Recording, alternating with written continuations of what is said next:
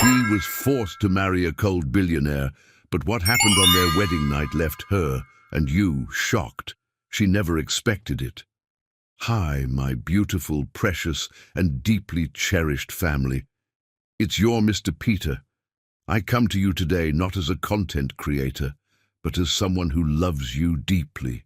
30,000 hearts, 30,000 souls. I could never have imagined this kind of love. You didn't just support me, you became my family. But my heart is heavy today. Something feels broken, views are down, watch time is falling, and though I may not understand it fully, I feel the distance. Maybe the stories aren't reaching you like they once did. Maybe something is missing. Maybe I am missing something. But even in the middle of all this, I still believe in us.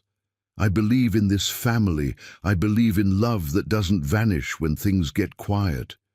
You've carried me with your kindness, and I feel it, even in the silence. So today I simply ask to hold you in a prayer written from my soul, for yours. I pray that peace enters the places you've kept hidden, the parts of your heart that smile on the outside but ache in silence. I pray that love finds you again, slowly, gently, in moments you don't expect. May your heavy thoughts grow lighter and your restless spirit finally rest. May you be reminded, not by noise but by stillness, that you matter, you're seen, and that no matter what you've lost, you have never lost your worth. You are held, you are wanted, you are deeply, endlessly loved. And if these words still mean something to you, please like this video and comment, "We still love you, Mr. Peter." So I know you're still there, and that my heart still has a place in yours. With every ounce of love I have, always your Mr. Peter. Some devils wear $1,000 suits and arrive precisely at sunset when the dying light makes everything look like it's bleeding. Donna Randall's hands trembled as she mixed crimson paint with burnt umber, trying to capture the exact shade of her family's crumbling dreams on canvas. The foreclosure notice lay crumpled beside her easel, its harsh black letters declaring that the Randall family had exactly 72 hours to vacate the only home she'd ever known. $50 million? That's what they owed Cosenza Industries for the Children's Hospital project that had destroyed their construction company 6 months ago.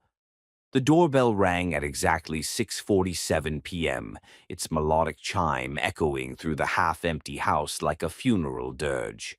Donna's father had already sold most of their furniture, leaving behind only the essentials and the art supplies he couldn't bear to take from his daughter.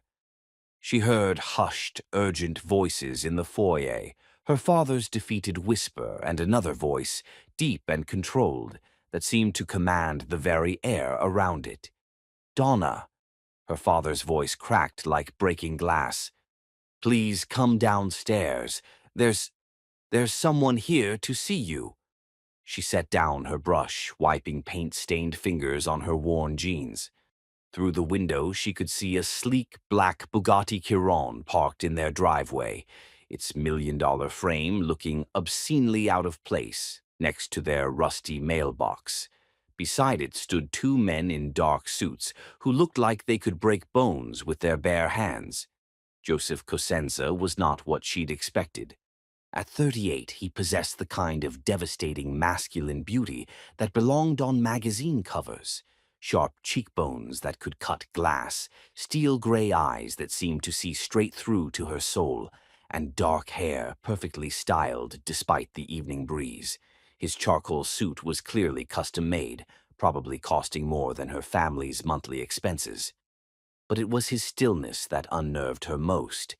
He stood in their modest living room like a predator assessing prey, every movement calculated and precise.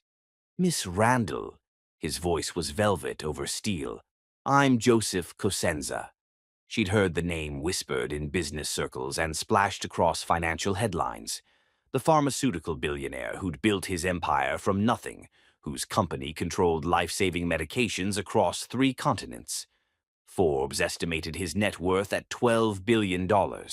Standing in her paint-splattered clothes before this man felt like a sparrow facing an apex predator. I know who you are, she replied, lifting her chin defiantly. You're here to throw us out. Something flickered in those gray eyes. Surprise, perhaps, or approval. Actually, I'm here to offer you an alternative. Her father shifted nervously beside the window.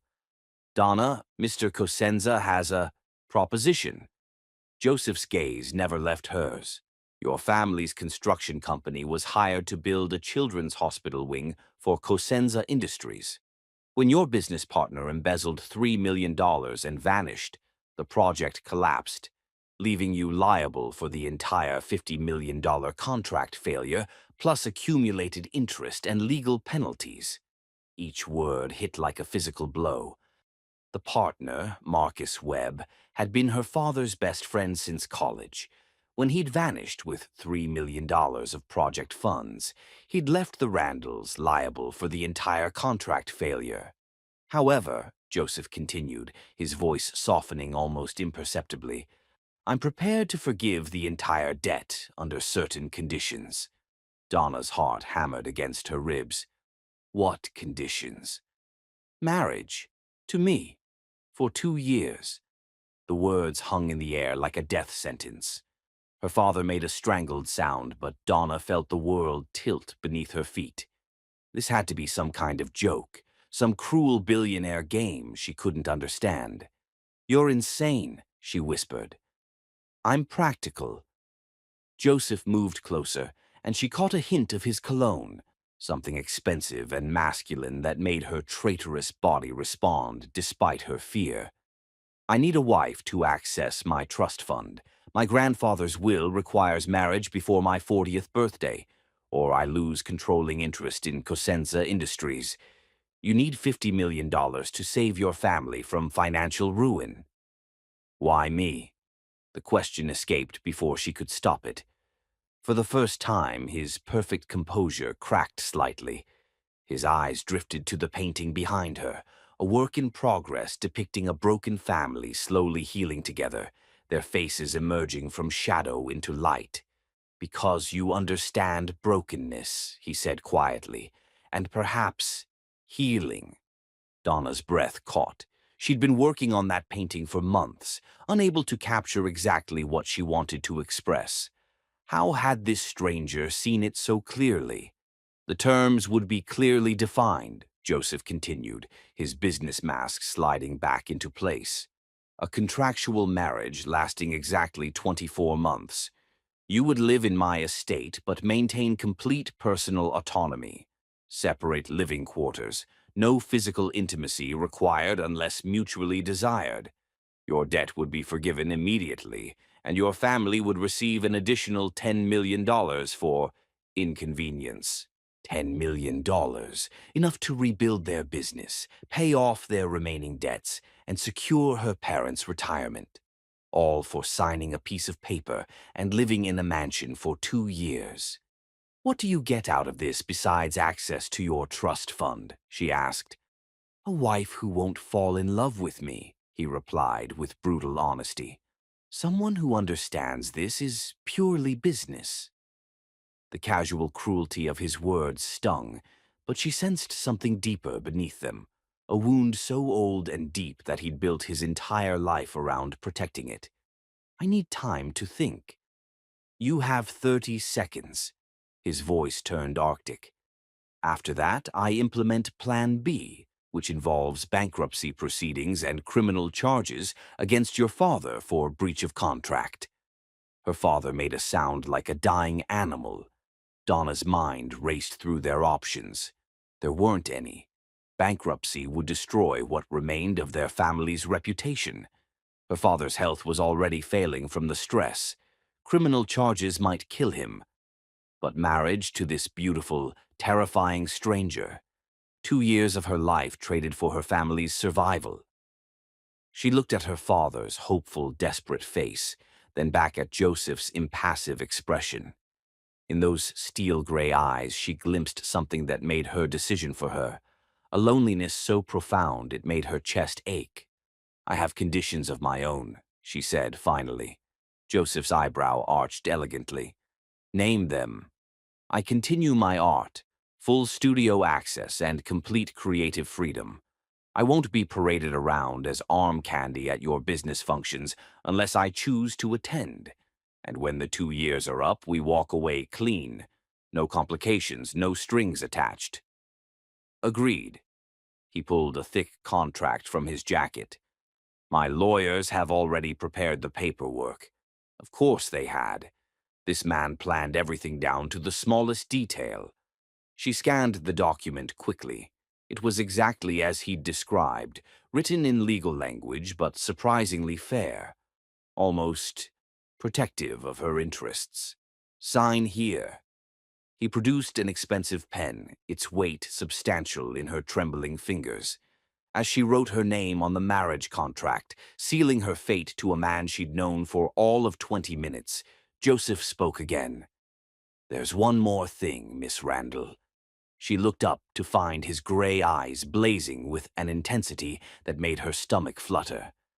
Once you sign that contract, you belong to me for the next 2 years. Not as property, he added quickly, seeing her expression, but as family. I protect what's mine with everything I have. That includes protecting you from anyone who might try to hurt you, including myself. The warning sent chills down her spine, but also something else, a traitorous warmth that suggested maybe, just maybe, this beautiful monster might be more human than he wanted the world to believe. She signed her name with a flourish, sealing their devil's bargain. Welcome to the family, Mrs. Cosenza, Joseph said softly, and for just a moment his mask slipped completely, revealing a man who looked like he'd just been granted a reprieve from his own personal hell. Outside, thunder rumbled in the distance, and Donna wondered if she'd just saved her family or damned herself to something far more dangerous than debt. A marriage that might actually become real. Chapter 2. Bound by paper, separated by walls. Exactly 3 weeks after signing her soul away, Donna stood before a mirror in a $20,000 wedding dress, feeling like a beautifully wrapped sacrifice being prepared for an altar of ice. The Cosenza Estate's bridal suite rivaled the size of her childhood home, all polished marble and crystal chandeliers casting rainbow prisms across walls adorned with original Monet paintings. Serafina Vale, her best friend since art school, adjusted the dress's cathedral train while struggling not to cry. You don't have to do this, Serafina whispered for the 100th time. We could run. I've got my car outside. We could be in Mexico by tomorrow. Sarah, stop. Donna caught her friend's hands, squeezing gently. You know I don't have a choice. Through the floor-to-ceiling windows, she could see the wedding preparations below. 200 guests seated in the mansion's rose garden, a string quartet playing Pachelbel's canon, and enough white roses to bankrupt a small country. The media had dubbed it the wedding of the century, speculating wildly about the mysterious romance between the reclusive pharmaceutical billionaire and the unknown artist who'd captured his heart. If only they knew the truth. Mrs. Cosenza. A soft knock interrupted her spiraling thoughts. Zephyr Blackwood, Joseph's impeccably dressed assistant, peered around the door. It's time, Mrs. Cosenza. The name felt foreign on her tongue, like trying on clothes that belonged to someone else. In 3 weeks, she'd signed more legal documents than she'd ever seen in her life.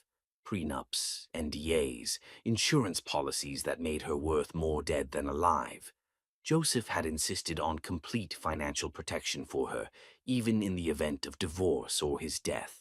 The walk down the aisle felt like a death march dressed in designer silk. Every face in the crowd was a stranger. Business associates, pharmaceutical executives, society matrons whose combined net worth could fund small nations. Joseph stood at the altar in a midnight black tuxedo that made him look like sin incarnate, his expression as unreadable as carved stone. But when her eyes met his, something electric passed between them, a jolt of awareness that made her stumble slightly on her 4-inch heels. His jaw tightened almost imperceptibly, and she caught a flicker of something raw in those steel-gray depths before his mask slid back into place. Judge Morrison, an old family friend who'd officiated 3 generations of Cosenza weddings, conducted the ceremony. His traditional words about love and devotion felt like mockery given their circumstances. But when Joseph spoke his vows, his voice carried an undertone that sent shivers down her spine. I, Joseph Octavius Cosenza, take you, Donna Marie Randall, to be my wife. I promise to protect you, provide for you, and honor the commitment we've made to each other. The way he emphasized commitment made it sound less like a business arrangement and more like a sacred oath.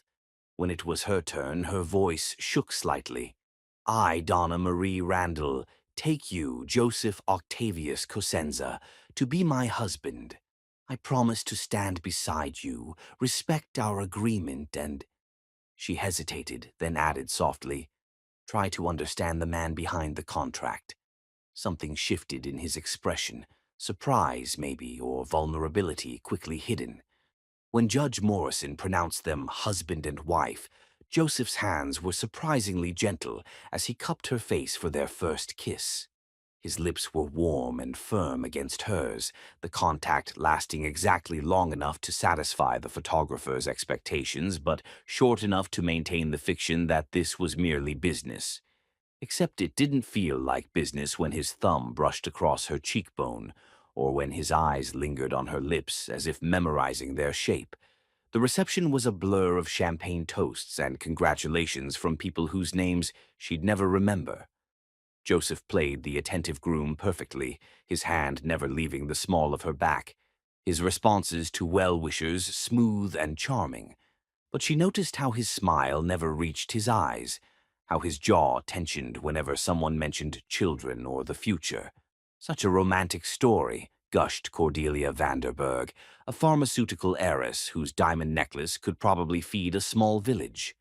Joseph told us how you swept him off his feet with your art. We simply must see your work sometime. Donna nearly choked on her champagne. Joseph's version of their meeting was apparently a tale of instant attraction and whirlwind romance. She felt his hand tighten warningly against her back. Donna's incredibly talented, he said smoothly. I'm having a studio built for her at the estate. Art is her passion. The way he said passion made heat curl low in her belly, which was absolutely not supposed to happen. This was a business arrangement. She was not supposed to be affected by her fake husband's devastating smile or the way his tuxedo emphasized his broad shoulders. As the evening wore on, she began to notice the subtle signs of Joseph's discomfort, how he drank sparkling water instead of champagne, how his responses became increasingly clipped when people asked personal questions, how his breathing changed whenever the conversation turned to love or emotions. Finally, mercifully, the reception ended.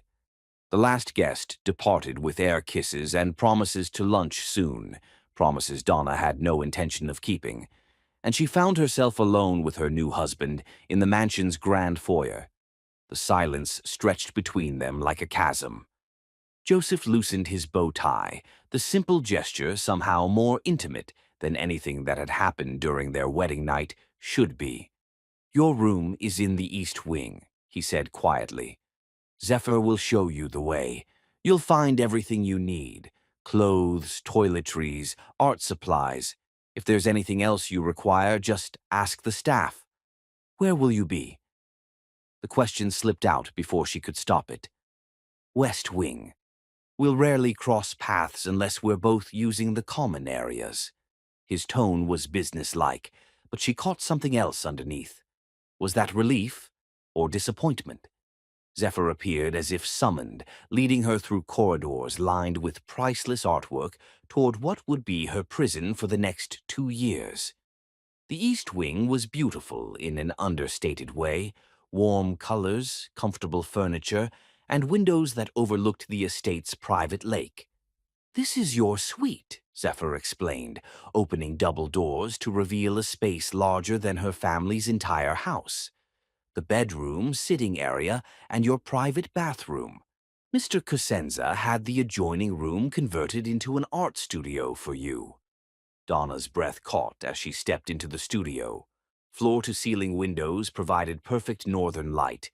Professional-grade easels stood ready for use, and every art supply imaginable was organized with military precision. It was an artist's dream, clearly designed by someone who understood the creative process intimately. "How did he know?" she whispered. "Mr. Cosenza researches everything thoroughly," Zephyr replied diplomatically. "Will there be anything else tonight, Mrs. Cosenza?" Mrs. Cosenza. She supposed she'd better get used to it. "No, thank you. This is perfect." After Zephyr left, Donna explored her new home with growing amazement. The walk-in closet was filled with designer clothes in her exact size, all with the tags still attached. The bathroom featured a marble-soaking tub that could accommodate 4 people, and a shower with enough jets to power a small spacecraft. But it was the bedroom that made her heart race. The king-sized bed was covered in silk sheets that probably cost more than her car, and someone had left a single white rose on her pillow, a gesture that felt both romantic and mocking given their circumstances. She changed out of her wedding dress into silk pajamas that felt sinfully luxurious against her skin, then wandered to the window. The estate's grounds stretched for miles in every direction, lit by discreet landscaping lights that made the gardens look magical. Somewhere in the West Wing, Joseph was probably doing the same thing, staring out at his empire and wondering what the hell he'd gotten himself into. A soft chime from her phone interrupted her thoughts, a text from an unknown number. "I hope you find everything satisfactory. Sleep well, Mrs. Cosenza. J." She stared at the message for a long moment, then typed back, "Thank you for the studio. It's beautiful." His response came almost immediately. "You're welcome. Tomorrow we begin learning to live with our choices." Learning to live with their choices. It sounded ominous and hopeful at the same time. Donna set the phone aside and climbed into the enormous bed, surrounded by luxury that felt more like a gilded cage than a new beginning. But as she drifted towards sleep, she found herself thinking not about the contract, or the money, or the 2 years stretching ahead of her, but about that moment during their vows when Joseph's mask had slipped.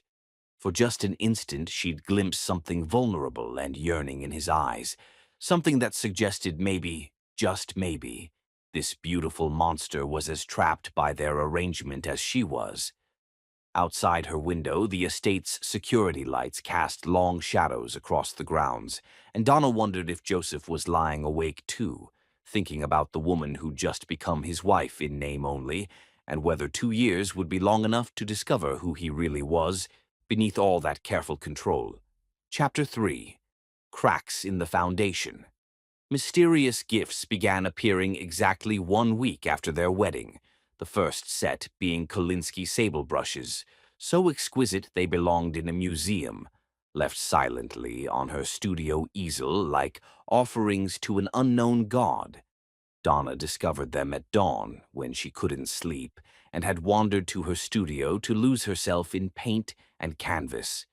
The brushes were arranged with surgical precision next to a note written in Joseph's precise handwriting, for capturing light in dark places. Her fingers traced the perfect balance of each brush, their handles carved from rare wood and tipped with the finest bristles money could buy.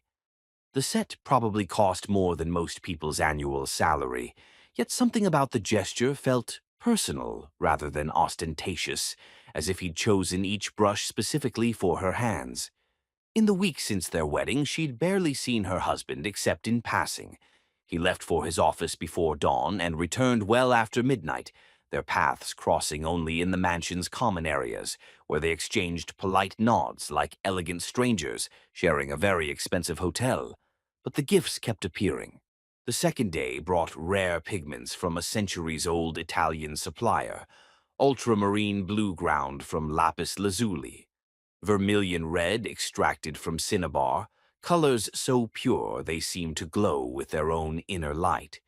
The third day, she found first edition art books stacked on her studio's reading chair, volumes on trauma and healing through creative expression that made her wonder how deeply Joseph had researched her background. By the fourth day, she'd begun looking forward to these mysterious offerings with an anticipation that terrified her. This was supposed to be a business arrangement. She wasn't supposed to care about her fake husband's thoughtfulness or find herself wondering what he was thinking when he selected each gift. The fifth day's present made her hands shake, a leather-bound journal containing photocopied pages from what appeared to be a much older diary. The handwriting was feminine and elegant, dated 40 years ago. As she read, her breath caught in her throat. October 15th, 1984. Joseph painted today, his first attempt with real brushes instead of finger paints. His small hands move so carefully, so precisely. He has inherited my eye for color. When I asked what he was creating, he said, "Happy things, Mama. So the sadness in your eyes goes away." My precious boy, trying to heal the world's pain at only 5 years old. November 3rd, 1984. Found Joseph in his room again, painting by moonlight. He says the colors are clearer at night, that sadness makes better art. I told him art should make people feel joy, but he looked at me with those old eyes and said, "But Mama, how can you paint the light if you don't understand the dark?" The entries continued for months, documenting a sensitive child's growing artistic talent and his mother's increasing desperation. The final entry was dated December 20th, 1984. December 20th, 1984. Tomorrow I must leave. Octavius has made his ultimatum crystal clear. My presence will only bring Joseph more suffering. My brilliant, sensitive son will despise me for this abandonment. But perhaps hatred is easier to bear than the truth. I pray that someday he'll understand love sometimes demands the cruelest sacrifices. I'm leaving my paints and brushes for him. Perhaps they'll speak the words I can never say aloud. Donna closed the journal with tears streaming down her face.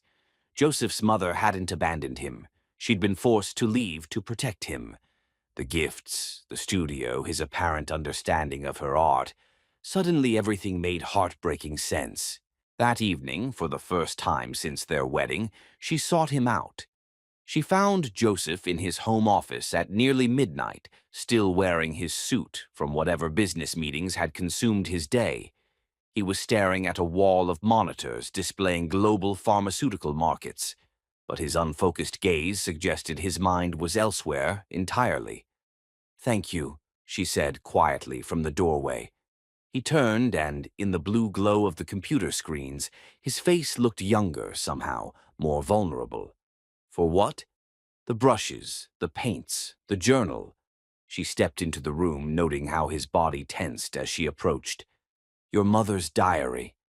Something flickered across his expression. Pain, maybe, or fear. "She was an artist. I thought you might appreciate her perspective on the creative process. She loved you very much." The words hit him like a physical blow. His jaw clenched, and when he spoke, his voice was carefully controlled. "She left. She was forced to leave. There's a difference. The result was the same." He turned back to his monitors, dismissing her, but Donna had spent years reading the body language of broken people through her art. She could see the tension in his shoulders, the slight tremor in his hands as he reached for his coffee cup. "Joseph, you should go to bed, Donna. Tomorrow's a busy day." She should have listened, should have retreated to her wing of the mansion and maintained the careful distance they'd established. Instead, she moved closer, drawn by something in his voice that reminded her of wounded animals trying to hide their pain. "When was the last time you slept? Sleep is for people without quarterly reports to file. When was the last time you ate something that wasn't delivered to your office? Food is fuel. Efficiency matters more than enjoyment. When was the last time you did something just because it made you happy? This time, he turned to face her fully, and the raw honesty in his expression stole her breath. I don't remember. The admission hung between them like a confession. Donna's heart ached for this man who'd been taught to view happiness as weakness, who'd built an empire on the ashes of his childhood, and forgotten how to live in the process. "Come with me," she said impulsively. "Where?" "My studio. I want to show you something." Joseph hesitated, clearly torn between curiosity and self-preservation. Finally, he stood, his movements precise despite obvious exhaustion. 5 minutes. Her studio was bathed in moonlight streaming through the floor-to-ceiling windows. She'd been working on a new painting, an abstract piece that captured the feeling of being trapped between light and shadow, hope and despair. But it was the canvas beside it that she wanted him to see. "I started this the night after our wedding," she said softly, stepping aside so he could view the work in progress. It was a portrait, but not a traditional one. She'd painted Joseph as she'd seen him during their vows, the careful mask of control overlaid with glimpses of the vulnerable man beneath. His eyes held depths of pain and longing that most people would never notice, but she'd captured them with heartbreaking accuracy. Joseph stared at the painting for a long moment, his breathing shallow. When he finally spoke, his voice was hoarse. "Is that how you see me? It's how you really are, beneath all the armor." He was standing so close she could smell his cologne, could feel the heat radiating from his body. When he turned toward her, something had shifted in his expression, the careful control cracking to reveal something raw and desperate underneath. "You don't know what you're seeing," he whispered, "what you're painting. I'm not. I can't." "Can't what?" "Feel love. Be the kind of man who deserves—" He cut himself off, running a hand through his perfectly styled hair and destroying its careful arrangement. "Who told you that?" "Experience, facts, the trail of broken relationships and disappointed expectations I've left behind." Donna studied his face in the moonlight, seeing past the beautiful features to the scared child hidden beneath. "Your grandfather."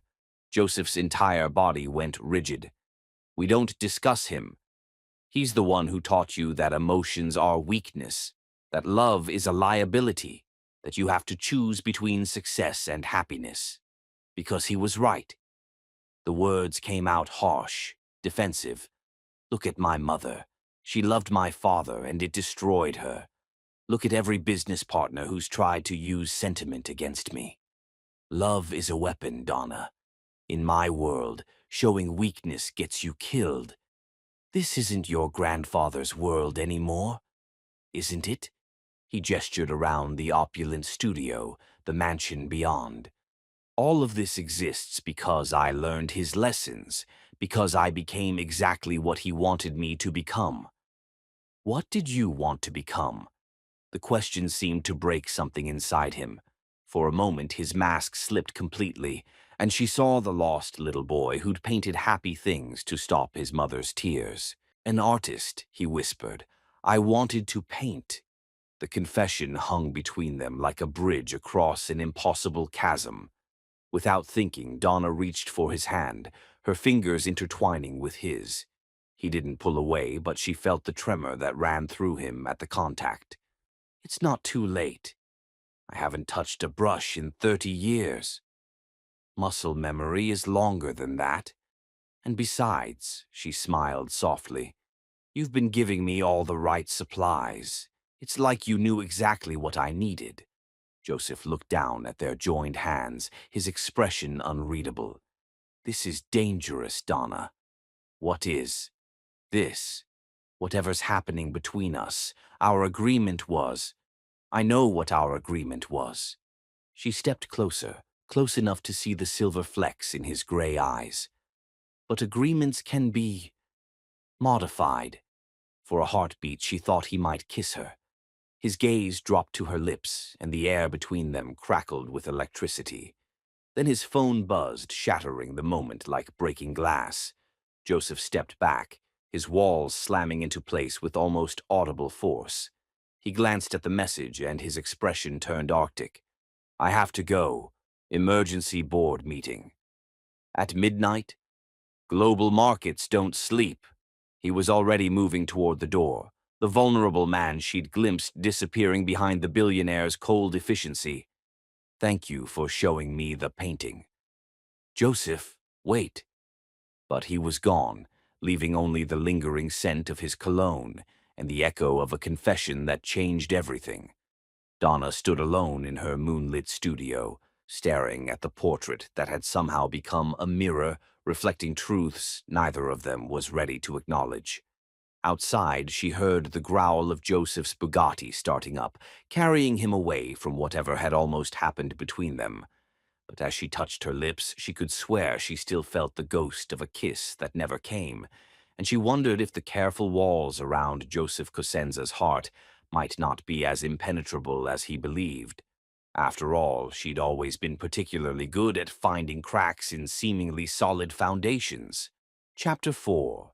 The Artist Sees the Beast. 3 months after their wedding, Donna stood before the most exclusive art gallery in the city, watching her deepest secrets being hung on walls where the world's elite would dissect them with champagne-dulled critical eyes. The Meridian Gallery was a cathedral of modern art, its soaring white walls and perfect lighting designed to make even amateur sketches look profound. But tonight it showcased something that had never been seen before, a collection of paintings that stripped away the careful facades of power and revealed the broken souls beneath.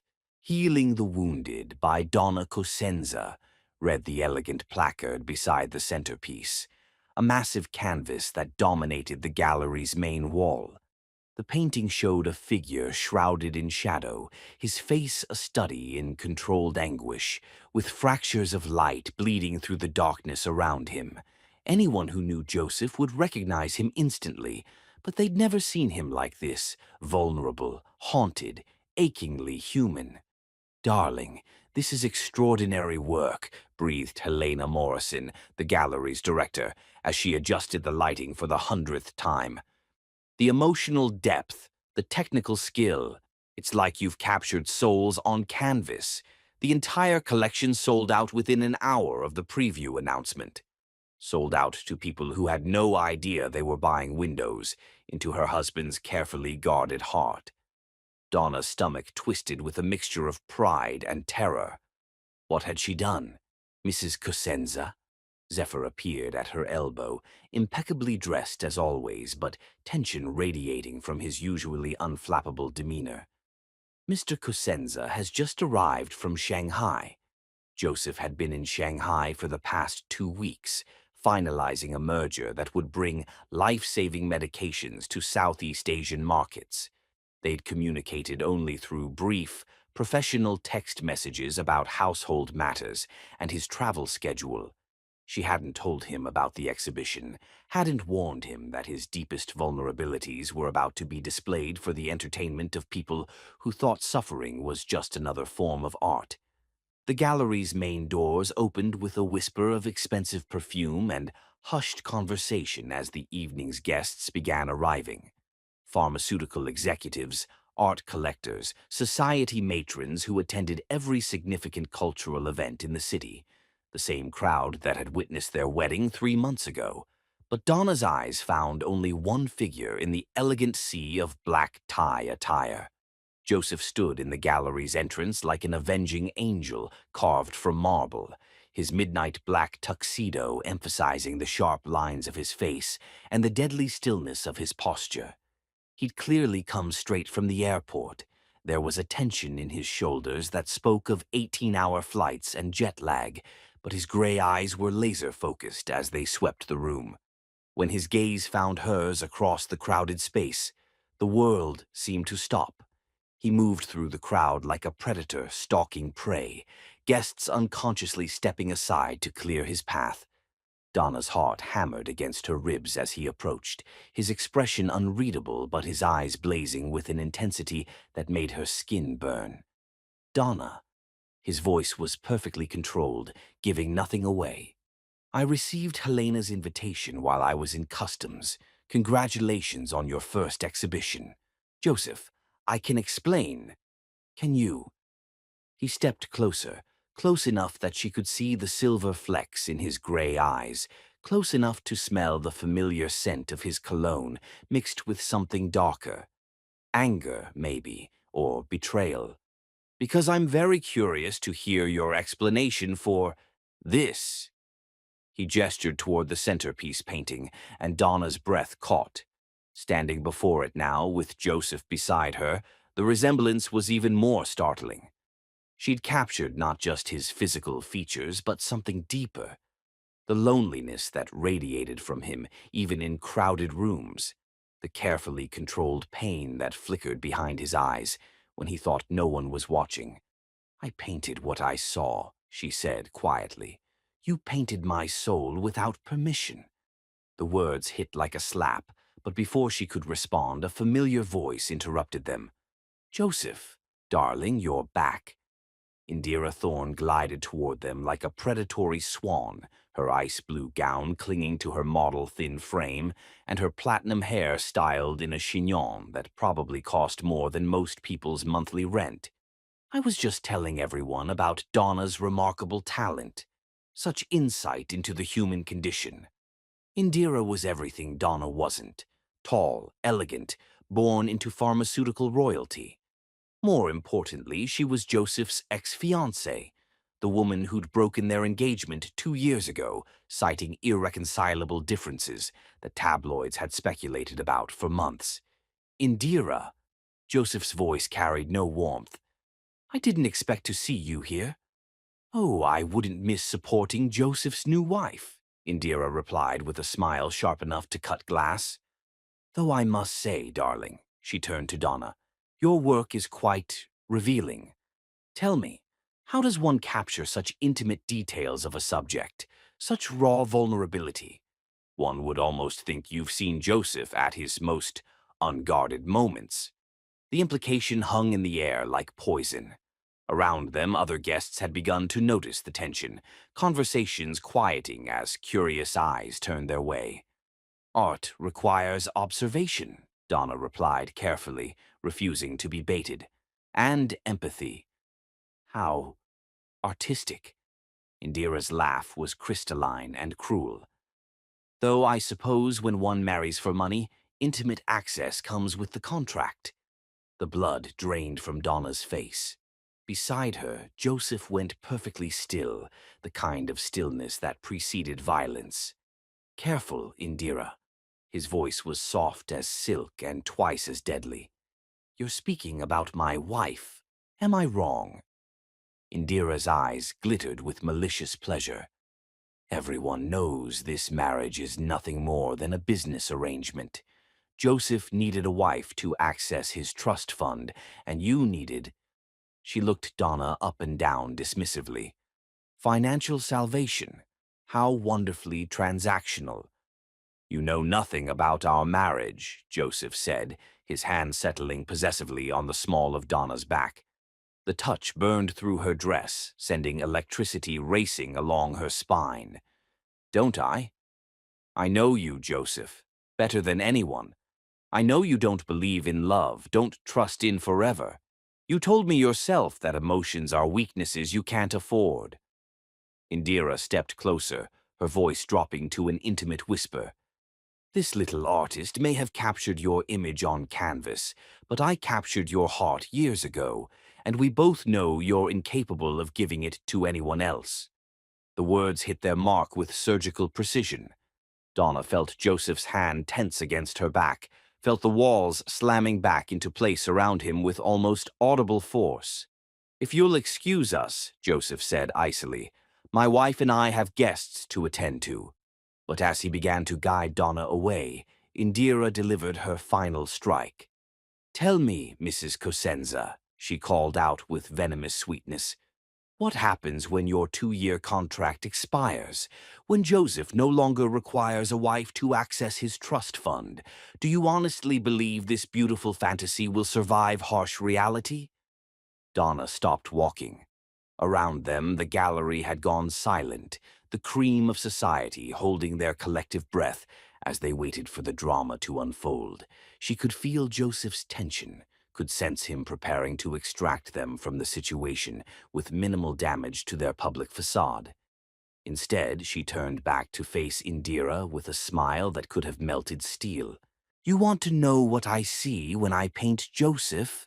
She gestured toward the centerpiece canvas.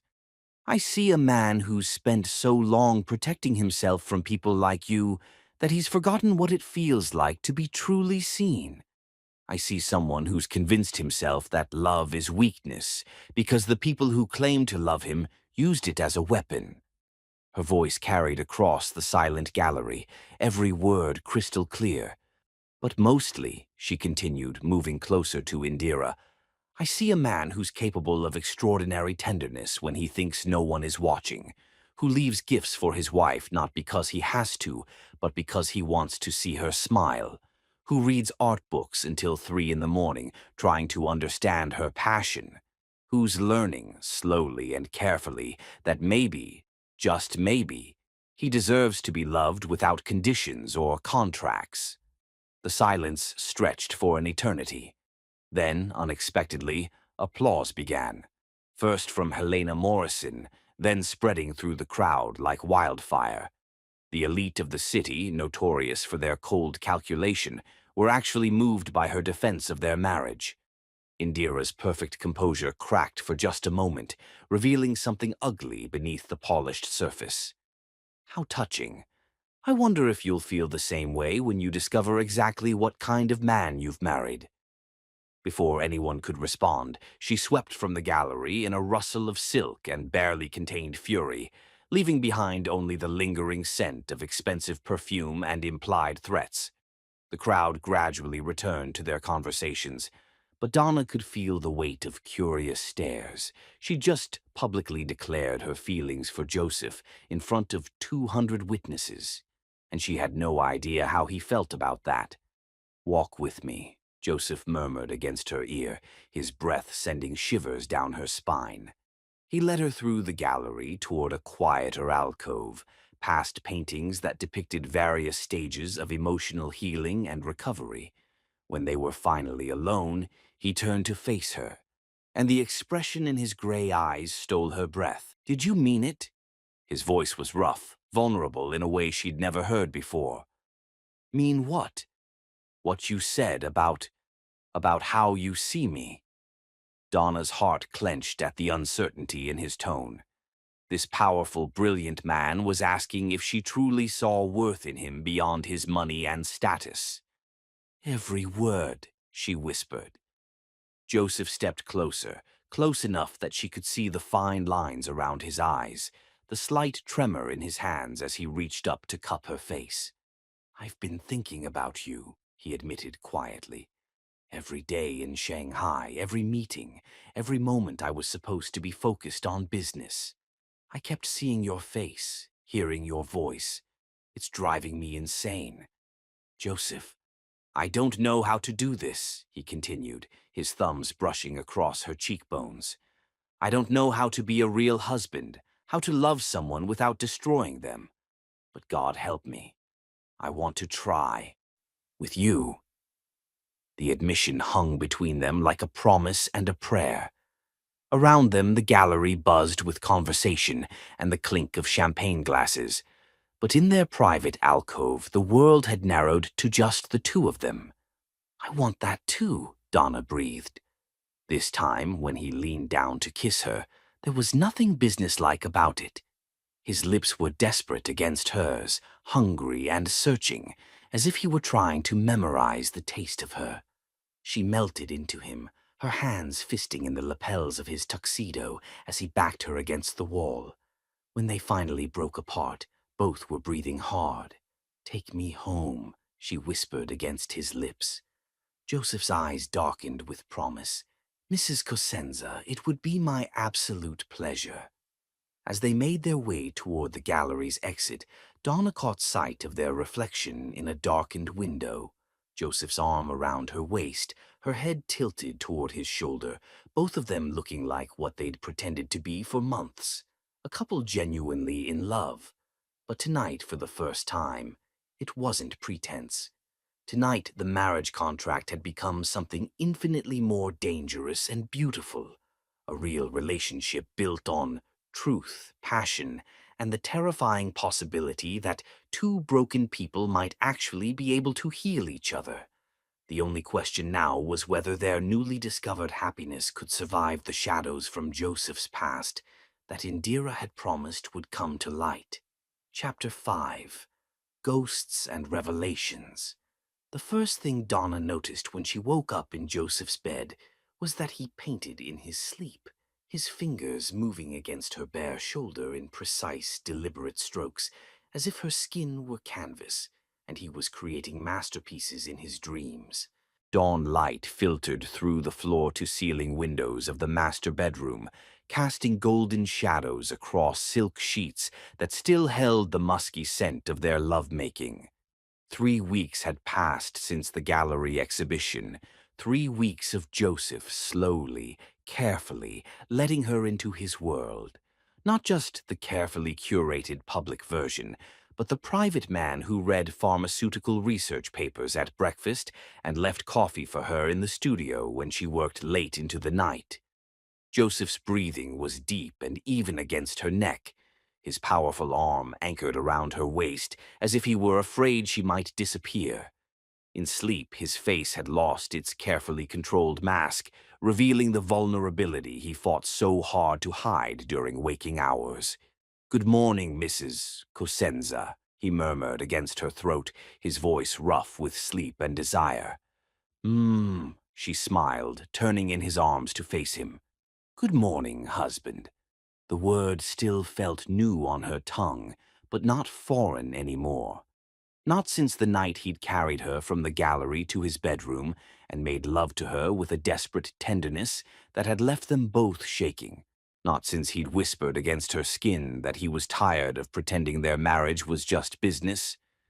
Joseph's lips found hers in a kiss that was soft and exploring, completely different from the controlled passion of their first few encounters. This kiss spoke of familiarity, of lazy Sunday mornings and the luxury of time to simply enjoy each other. "I have meetings all day," he murmured between kisses, "but tonight I thought we could." The sharp chime of the estate's security system cut through their intimate moment like a blade. Joseph's entire body went rigid, his protective instincts kicking in as he reached for his phone. "Sir." Zephyr's voice came through the speaker, tense with barely controlled alarm. "We have a situation. Indira Thorne is at the main gate demanding to see you. She says it's urgent." Joseph's expression turned arctic. "Tell her to make an appointment. She says she has information about Octavius that you need to hear immediately." The name hit Joseph like a physical blow. Donna felt his muscles tense, saw the walls slamming back into place around him with devastating speed. Octavius, his grandfather, the man who'd shaped him into the cold, calculating billionaire the world knew. "Let her in," Joseph said quietly. "Escort her to my office. I'll be down in 10 minutes. After he ended the call, silence stretched between them like a chasm. Joseph was already moving, pulling on clothes with efficient mechanical movements that spoke of a man preparing for battle. "Joseph," Donna reached for him, but he stepped away from her touch, not cruelly, but with the careful distance of someone protecting himself from weakness. "This doesn't concern you," he said, his voice returning to the clipped, professional tone she hadn't heard in weeks. "You're my husband. Everything about you concerns me. Not this." He paused in buttoning his shirt, and for a moment she glimpsed something desperate in his gray eyes.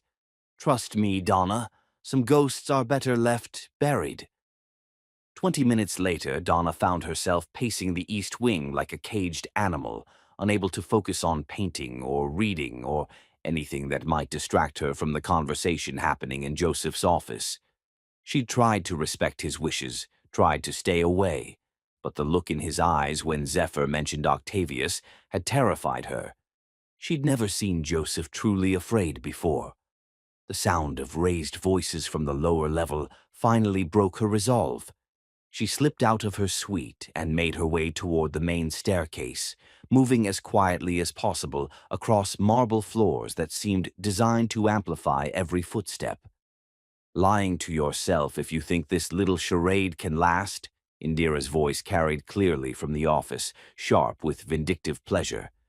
She's going to find out eventually, Joseph, about what really happened to your mother, about the pharmaceutical trials, about what your grandfather made you become. My grandfather is dead. Joseph's voice was deadly quiet. Whatever games you're playing, is he? Indira's laugh was like breaking glass. Because I have photos that suggest otherwise. Security footage from the Cayman Islands, financial records showing regular transfers to an account under his name. Your beloved grandfather didn't die in that car accident 15 years ago, darling. He's been very much alive, pulling strings from his private island, while you built his empire exactly as he intended. The world tilted beneath Donna's feet. Joseph's grandfather was alive? The man who'd allegedly died when Joseph was 23, leaving him to inherit the pharmaceutical company and all its dark secrets? You're lying. But there was uncertainty in Joseph's voice now, a crack in his armor that Indira immediately exploited. Am I? Then explain this. The sound of papers rustling, then Joseph's sharp intake of breath. Where did you get these? I have my sources. The question is, what are you willing to do to keep them from becoming public? Because I can think of several news outlets that would pay handsomely for proof that Joseph Cosenza has been lying about his grandfather's death for over a decade. What do you want? You. Back where you belong. Divorce the little artist. Marry me as originally planned, and these photos disappear forever. We'll tell the world it was a trial separation, that you realized your mistake. Your reputation stays intact, your business empire remains secure, and your grandfather's secrets stay buried. And if I refuse, then I expose everything. The photographs, the financial records, the real reason your mother fled. Do you believe your precious wife will still adore you when she discovers you're the heir to a man responsible for thousands of deaths? When she learns that every luxury you've provided came from blood money? Donna's hand flew to her mouth, stifling a gasp. Blood money? What had Joseph's grandfather done? You have 24 hours to decide, Indira continued. Choose carefully, Joseph. Some secrets are too big to survive exposure. The sound of heels clicking across marble told Donna that Indira was leaving. She pressed herself against the wall, heart hammering as the blonde woman swept past without noticing her presence. When the front door closed, the mansion fell into suffocating silence. Donna waited several minutes before making her way to Joseph's office. She found him standing before the floor-to-ceiling windows that overlooked the estate's grounds, his shoulders rigid with tension, his hands clenched into fists at his sides. "How much did you hear?" he asked without turning around. "Enough." She stepped into the room, closing the door behind her. "Your grandfather is alive." Apparently.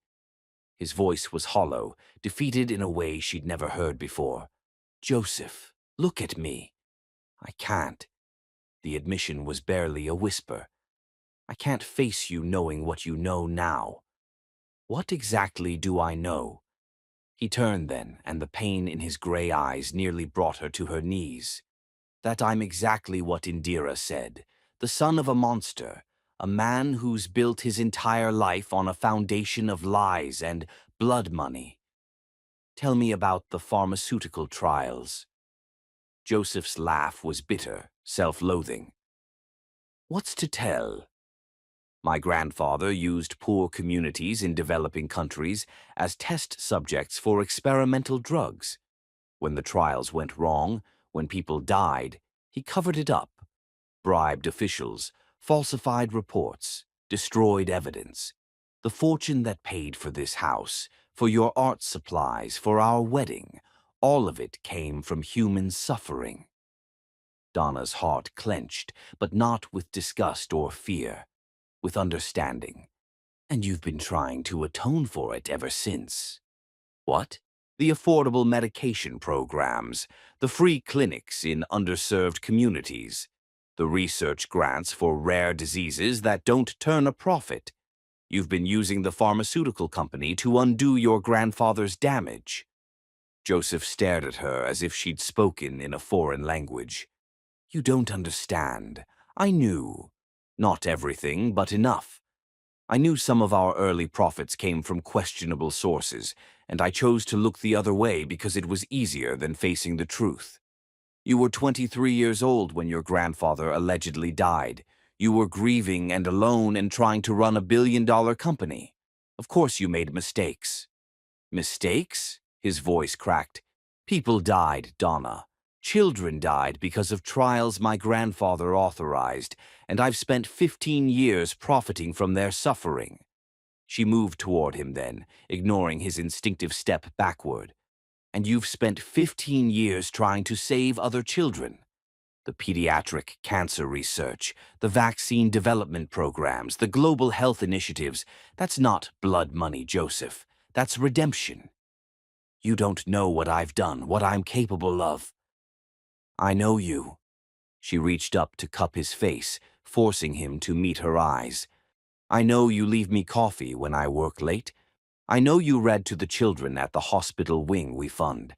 I know you cry when you think no one is watching, because you carry the weight of every life your family's company has failed to save.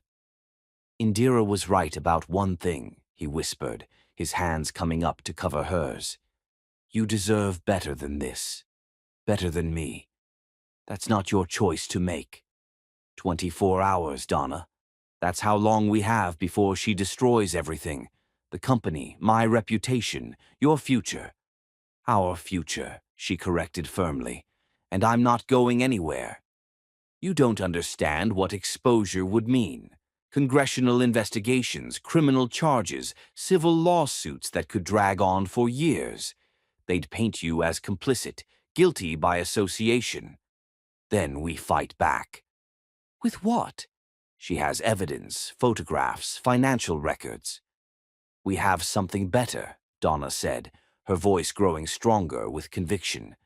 We have the truth. Not your grandfather's truth, but yours. 15 years of documented charitable work, lives saved, communities helped. You're not responsible for what he did, but you are responsible for what you've chosen to do since. Joseph searched her face as if looking for signs of doubt or fear. You really mean that? I mean all of it. The good, the bad, and whatever other ghosts are hiding in your family's closet. For better or worse, remember. That wasn't just contract language, Joseph. That was a promise. For a long moment he simply stared at her, as if trying to memorize her face. Then, with a sound somewhere between a sob and a laugh, he pulled her into his arms, holding her so tightly she could barely breathe. I love you, he whispered against her hair. God help me, I love you so much it terrifies me. I love you too, she whispered back, and felt some of the tension leave his body.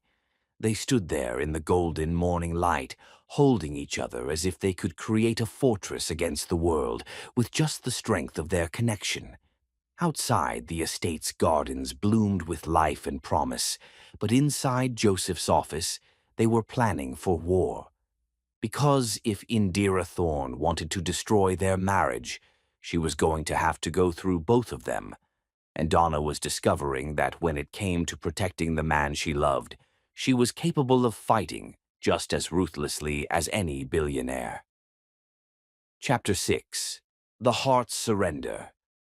By noon, Joseph had transformed from vulnerable husband back into the calculating billionaire who had built an empire from blood and secrets. Except now, Donna was his partner in both war and love.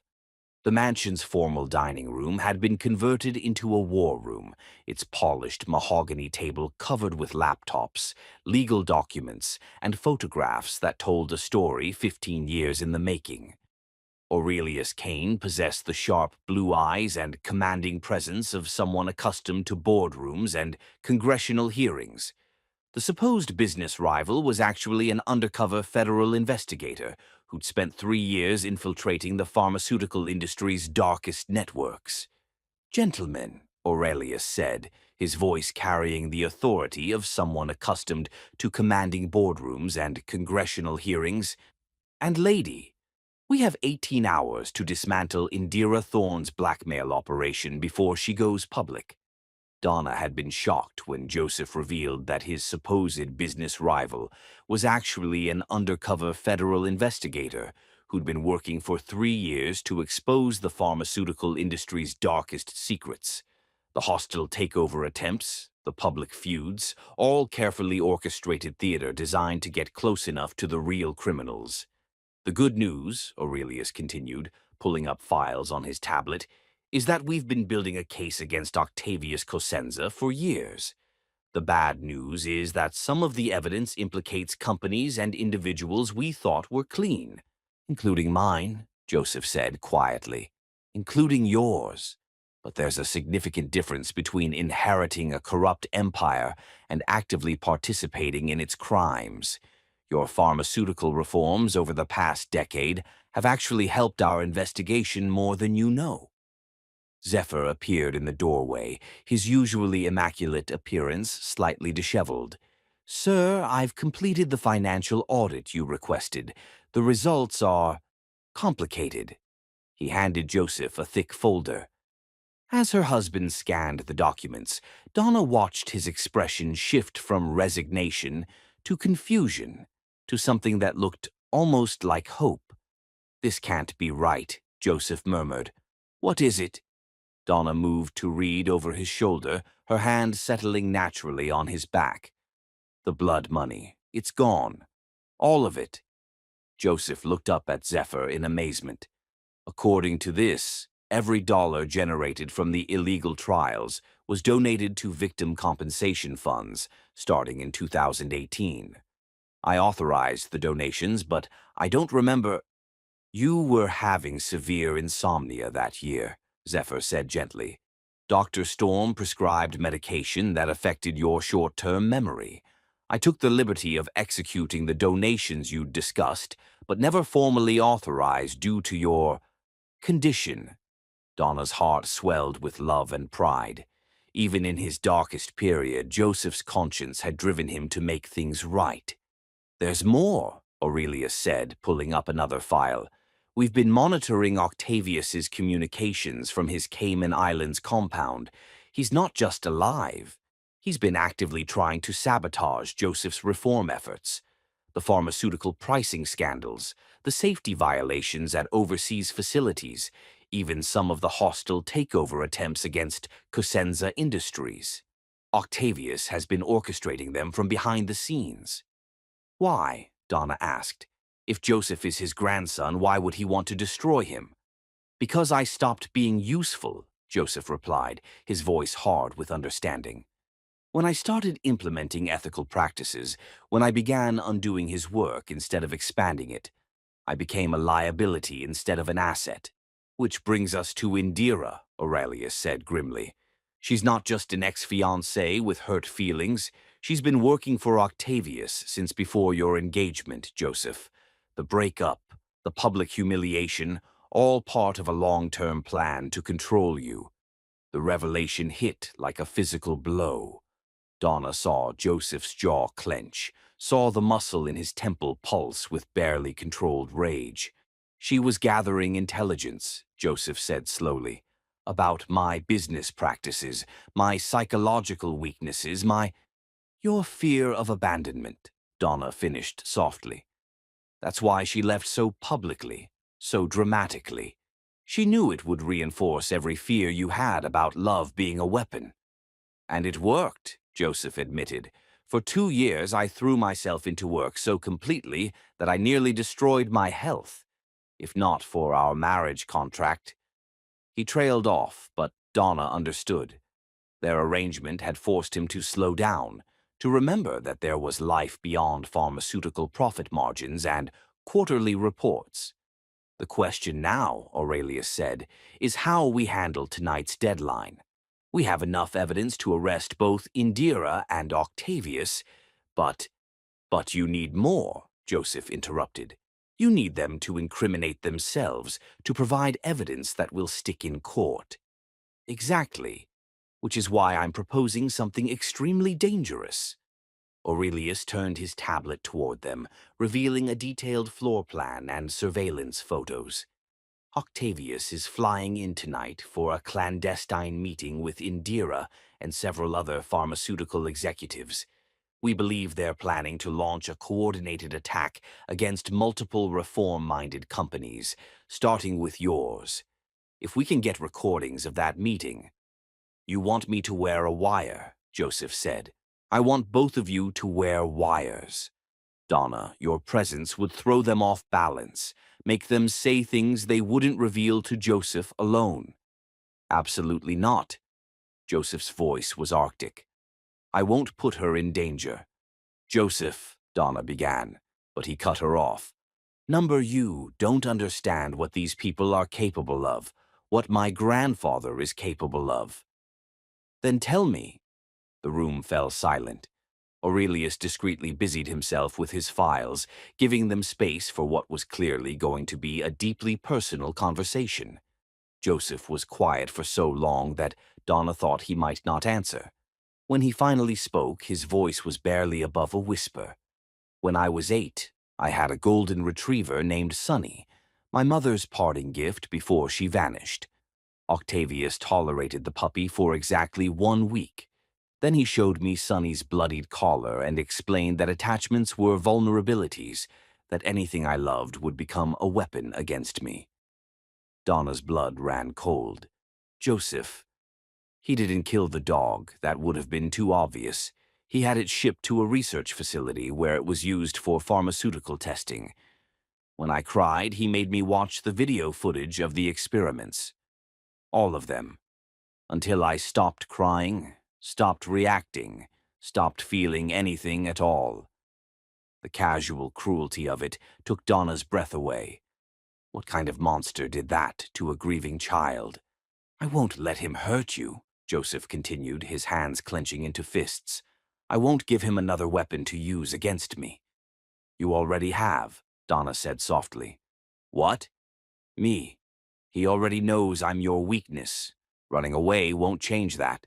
It'll only prove to him that he still has power over you. Joseph stared at her as if she'd suggested jumping off a cliff. Donna, I'm not a helpless child or a puppy, Joseph. I'm your wife, your partner, and I'm a hell of a lot stronger than you think. She moved closer, placing her hands on his chest. Besides, I have something Octavius has never had to deal with before. What's that? A reason to fight back that has nothing to do with fear and everything to do with love. Joseph searched her face, and she could see the war raging behind his gray eyes, the need to protect her battling against his growing understanding that she was right. If we do this, he said finally, we do it together. No splitting up, no heroics, no deviating from the plan. Agreed. And if things go wrong, they won't. If they go wrong, he insisted, you run. You don't look back, you don't try to help me. You just run and let Aurelius handle the rest. Joseph, promise me. His hands came up to frame her face. Promise me that if it comes down to choosing between my life and yours, you choose yours. The intensity in his voice told her this wasn't negotiable. I promise. He kissed her then, deeply and desperately, as if trying to memorize the taste of her lips. When they broke apart, both were breathing hard. I love you, he whispered against her forehead. Whatever happens tonight, remember that. I love you too. Aurelius cleared his throat diplomatically. If we're doing this, we need to start preparations now. The meeting is scheduled for midnight at the old Meridian warehouse, neutral ground that Octavius chose specifically because it's isolated and easily controlled. As they began planning their strategy, Donna felt a strange calm settle over her. Tonight they would face the monster who had shaped Joseph's childhood and nearly destroyed his capacity for love. Tonight they would either free themselves from 15 years of lies and manipulation or lose everything trying. But for the first time since learning about Octavius's survival, she wasn't afraid, because she'd seen what love could do to Joseph Cosenza, how it had transformed him from a cold, calculating machine into a man capable of extraordinary tenderness and fierce protection. If love could work that kind of miracle on someone as damaged as her husband, then maybe it was strong enough to defeat even the darkest ghosts from his past. Tonight, they would find out just how powerful the heart's surrender could be when it was backed by unshakable determination and the kind of love that burned bright enough to light the way through any darkness. Chapter 7. Into the Lion's Den. At 11:47 p.m., Donna Cosenza adjusted the nearly invisible wire taped beneath her black evening dress and wondered if this would be the last night she'd ever spend as Joseph's wife, or if it would be the first night of their real freedom. The Meridian warehouse loomed against the storm-darkened sky like a monument to industrial decay, its broken windows staring down at them like dead eyes.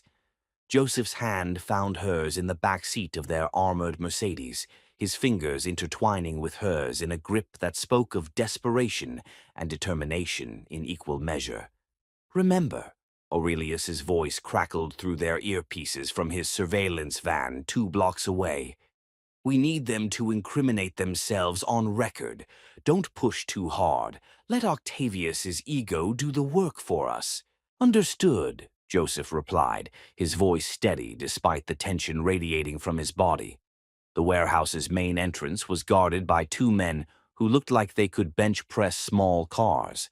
One of them, a mountain of muscle with cold eyes, stepped forward as their car approached. "Mr. Cosenza," the guard said, his voice carrying a slight Russian accent. "You're expected, but the woman wasn't part of the arrangement." "My wife goes where I go," Joseph replied with the kind of aristocratic authority that had been bred into him since birth. "If that's a problem, we can discuss it with my grandfather directly." The guard hesitated, then spoke into a radio in rapid Russian. After a moment, he stepped back and waved them through. The warehouse interior was a study in contrasts, industrial decay punctuated by islands of luxury that spoke of serious money and serious power. Expensive Persian rugs covered sections of the concrete floor, crystal chandeliers hung from steel beams, and a mahogany conference table sat in the center of the space like an altar to corporate corruption. And seated at the head of that table, very much alive despite 15 years of supposed death, was Octavius Cosenza.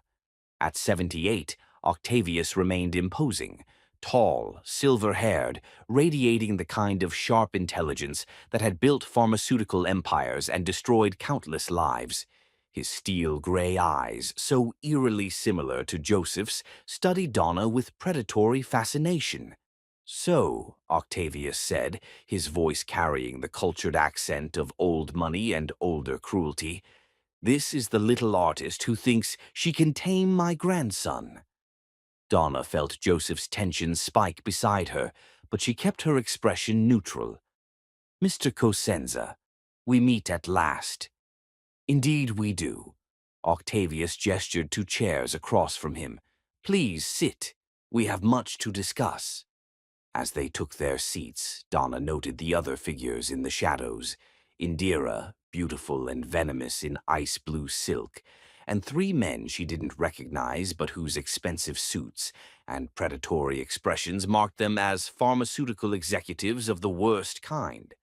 "I must say," Octavius continued, "I'm impressed by your audacity, my dear. Not many people would dare to interfere in family business the way you have." "I wasn't aware that marriage was interference," Donna replied coolly. Octavius's laugh was like breaking glass. "Marriage? Oh, my dear child, you've been living in a fairy tale. Joseph doesn't love you. He's incapable of love. I made sure of that years ago." "Did you?"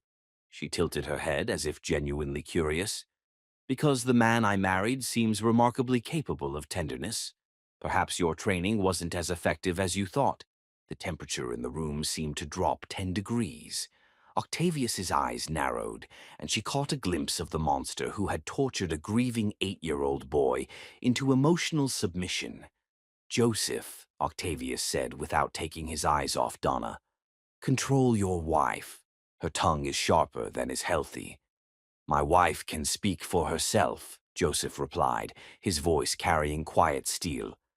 Just as she can think for herself, feel for herself, and make her own choices. Novel concepts, I know. Choices. Octavius leaned back in his chair. Yes, let's discuss choices. You've made some interesting ones lately, haven't you? Donating profits to victim compensation funds, implementing ethical oversight committees, refusing to participate in the kind of aggressive market strategies that built this empire. I've made the right choices. Have you? Because from where I sit, you've been systematically destroying everything I've built, everything I sacrificed to give you. You sacrificed nothing. Joseph's voice turned deadly quiet. You destroyed lives for profit and called it business. You murdered my mother. I protected you. Octavius's mask slipped, revealing the fury beneath. Your mother was weak, sentimental, a liability that would have destroyed everything, just like this woman will destroy you if you don't handle the situation properly. Donna felt ice flow through her veins at the casual mention of murder, but she forced herself to remain calm. They needed him to keep talking, to incriminate himself beyond any possibility of denial. How exactly did my mother threaten your empire? Joseph asked. She was going to expose the trials, turn evidence over to federal investigators, bring down everything we'd built over some misguided sense of morality. Octavius's voice carried the weight of old anger. I couldn't allow that. So you killed her. I eliminated a threat. There's a difference. And the car accident? Octavius smiled, and the expression was pure evil. Remarkably easy to arrange. A few drops of the right pharmaceutical compound in her morning coffee, a scenic mountain road with treacherous curves. Mother Nature did the rest. Donna's stomach lurched. She could see Joseph fighting to maintain control, his hands clenched so tightly his knuckles were white. You made me grieve for you, Joseph said quietly. You faked your own death and let me believe I was alone in the world. I needed you focused, driven by the right motivations. Grief, properly channeled, can be extraordinarily productive. Look what you accomplished in those first few years after my supposed death. Acquisitions, market expansions, profit margins that exceeded even my projections. Built on blood and lies. Built on pragmatism and vision. But then you started getting soft, started listening to your conscience instead of your ledger sheets. The pediatric research programs, the affordable medication initiatives, sentimentality that threatened to bankrupt us all. Indira finally spoke, her voice silk over poison. Which is why we're here tonight, darling, to discuss how we're going to fix this little problem you've created. Fix it how? Donna asked, though she suspected she already knew. Simple, Octavius replied. Joseph divorces you, marries Indira as originally planned, and returns to running Cosenza Industries the way it was meant to be run. Profitable, efficient, unconstrained by misguided ethics.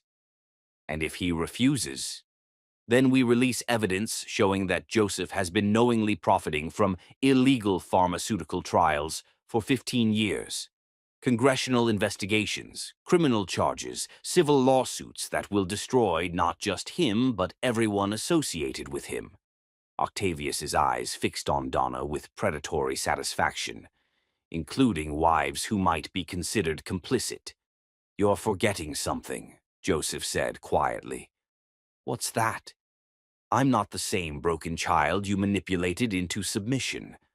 I've learned a few things over the years. including how to fight back.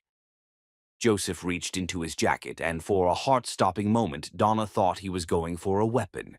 Instead, he pulled out a thick manila envelope and slid it across the table. "What is this?" Octavius asked, but his voice had lost some of its confidence. 15 years of evidence, financial records, communication logs, security footage from your Cayman Islands compound, every illegal transaction, every covered-up death, every bribe you've paid to keep your secrets buried. The color drained from Octavius's face. "That's impossible. You destroyed your copies, but I've been building my own files since I was 25. Insurance, you might say, against the day you decided to crawl out from whatever rock you'd been hiding under." "You're bluffing." Page 47. The Kerensky trial in Romania, 2019. 63 children died from your experimental meningitis vaccine, and you paid $8 million to have the results buried. Octavius's hands trembled as he rifled through the documents. His face went ashen as he realized the scope of what Joseph had compiled. "This proves nothing," Indira said, but her voice lacked conviction. "Actually, it proves everything," Joseph replied. "Murder, conspiracy, racketeering, human trafficking for medical experimentation, enough to put all of you away for multiple life sentences." "You can't use this," Octavius snarled. "It would implicate you as well. Which is why I've already turned copies over to federal authorities, along with documentation of my cooperation in their investigation and evidence of my attempts to compensate victims and reform company practices." Donna felt a surge of pride and love, so intense it nearly overwhelmed her. Joseph had been planning this for years, building a case against his own grandfather while simultaneously working to atone for the family's crimes. "You've been working with them all along," Indira breathed, understanding dawning in her eyes. "Not all along, but for the past 3 years, yes. Ever since I learned my grandfather was still alive and pulling strings from behind the scenes." Octavius stood abruptly, his chair scraping against concrete. "You ungrateful little—" "Hands where I can see them." Aurelius's voice echoed through the warehouse as federal agents poured in from multiple entrances, weapons drawn and vests marked with DEA and FBI logos. The next few minutes were chaos, shouted commands, the metallic click of handcuffs, Indira's furious protests as she was read her rights. But through it all, Joseph's hand never left Donna's, anchoring her to the moment and to him. As Octavius was led away in shackles, he turned back to fix his grandson with a stare full of venom and defeat. "This isn't over," he called out. "You think you've won, but you've just signed your own death warrant. There are others, Joseph. Others who won't be as patient as I've been." "Let them come," Joseph replied, his voice carrying the kind of quiet strength that had nothing to do with money or power, and everything to do with love and moral certainty. "I'm not the same man you tried to create. I have something to fight for now." As the warehouse emptied of federal agents and their prisoners, Joseph and Donna found themselves alone in the echoing space. The weight of 15 years of lies and manipulation had been lifted from their shoulders, but they both knew the victory had come at a cost. "It's over," Donna whispered, hardly daring to believe it. "This part is over," Joseph corrected, pulling her into his arms. But Octavius was right about one thing. There will be others. His business partners, his political connections, people who profited from his operations and won't appreciate losing their golden goose. "Then we'll face them together." "Together," he agreed, and sealed the promise with a kiss that tasted of freedom and new beginnings. Outside, dawn was breaking over the city, painting the sky in shades of hope and possibility. They had survived their first real test as a married couple, had proven that their love was strong enough to withstand even the darkest family secrets. But as they walked hand in hand toward their car, neither of them noticed the figure watching from the shadows, or the way he spoke quietly into a satellite phone before disappearing into the early morning darkness. Some battles were won, but the war was far from over. Chapter 8. Blood and Betrayal. 6 weeks after Octavius's arrest, Donna discovered that sometimes the most devastating betrayals come not from enemies, but from the people you've learned to trust with your deepest secrets. The morning sickness hit her like a freight train at exactly 7:23 a.m., sending her racing from the breakfast table to the nearest bathroom with a violence that left her gasping and shaking. Joseph was beside her in an instant, his warm hands gathering her hair back as she retched into the marble toilet, his voice a soothing murmur of comfort and concern. "It's okay, love. I've got you. Just breathe." When the wave passed, she slumped against him, her body trembling with exhaustion. "I think I'm dying," she whispered. "You're not dying," he said softly, though she could hear the worry in his voice. "But I think we should call Dr. Martinez." Dr. Elena Martinez had been their family physician for the past month, carefully recommended by Aurelius after their previous doctor proved to have suspicious connections to Octavius's criminal network. She appeared warm and professional, quickly becoming one of the few people they trusted in their carefully guarded world. "Mrs. Cosenza," Dr. Martinez said 2 hours later, her kind face glowing with barely contained excitement. "I have some wonderful news. You're pregnant. About 8 weeks along, I'd estimate." The words hit like lightning, illuminating a future neither of them had dared to dream about. Joseph's hand found Donna's automatically, their fingers intertwining as the magnitude of the revelation settled over them. "Pregnant," Donna whispered. "We're having a baby." "You're having a baby," Dr. Martinez confirmed with a warm smile. "A perfectly healthy baby, from what I can see on the ultrasound. Would you like to hear the heartbeat?" The sound that filled the examination room was like a miracle. Fast, strong, rhythmic proof that something beautiful was growing between them. Joseph's eyes filled with tears as he stared at the grainy black and white image on the monitor, his free hand trembling as he reached toward the screen. "That's our child," he breathed, wonder and terror warring in his voice. "That's our child," Donna confirmed, squeezing his hand. They left the medical center in a daze of happiness and disbelief, their hands never separating as Joseph's driver navigated through the city's mid-morning traffic. They had so much to discuss: nursery preparations, security concerns, how to protect their child from the enemies who were still out there plotting revenge. But as their armored Mercedes pulled through the gates of the Cosenza estate, something felt wrong. "Where's security?" Joseph murmured, noting the absence of the guards who should have been stationed at the main entrance. Their unease deepened as they approached the mansion. The front door stood slightly ajar, moving gently in the morning breeze like a mouth whispering secrets. Joseph's driver, Marcus, a former Navy SEAL who'd been with them for 3 years, had gone rigid with alertness. "Stay in the car," Marcus ordered, his hand moving toward the weapon concealed beneath his jacket. "Something's not right." But before he could reach his gun, the rear windows exploded inward in a shower of reinforced glass and tranquilizer darts. Marcus slumped forward over the steering wheel as armed figures in tactical gear surrounded the vehicle. "Joseph!" Donna screamed as hands reached through the shattered windows, dragging her from the car even as similar figures hauled her husband from the opposite side.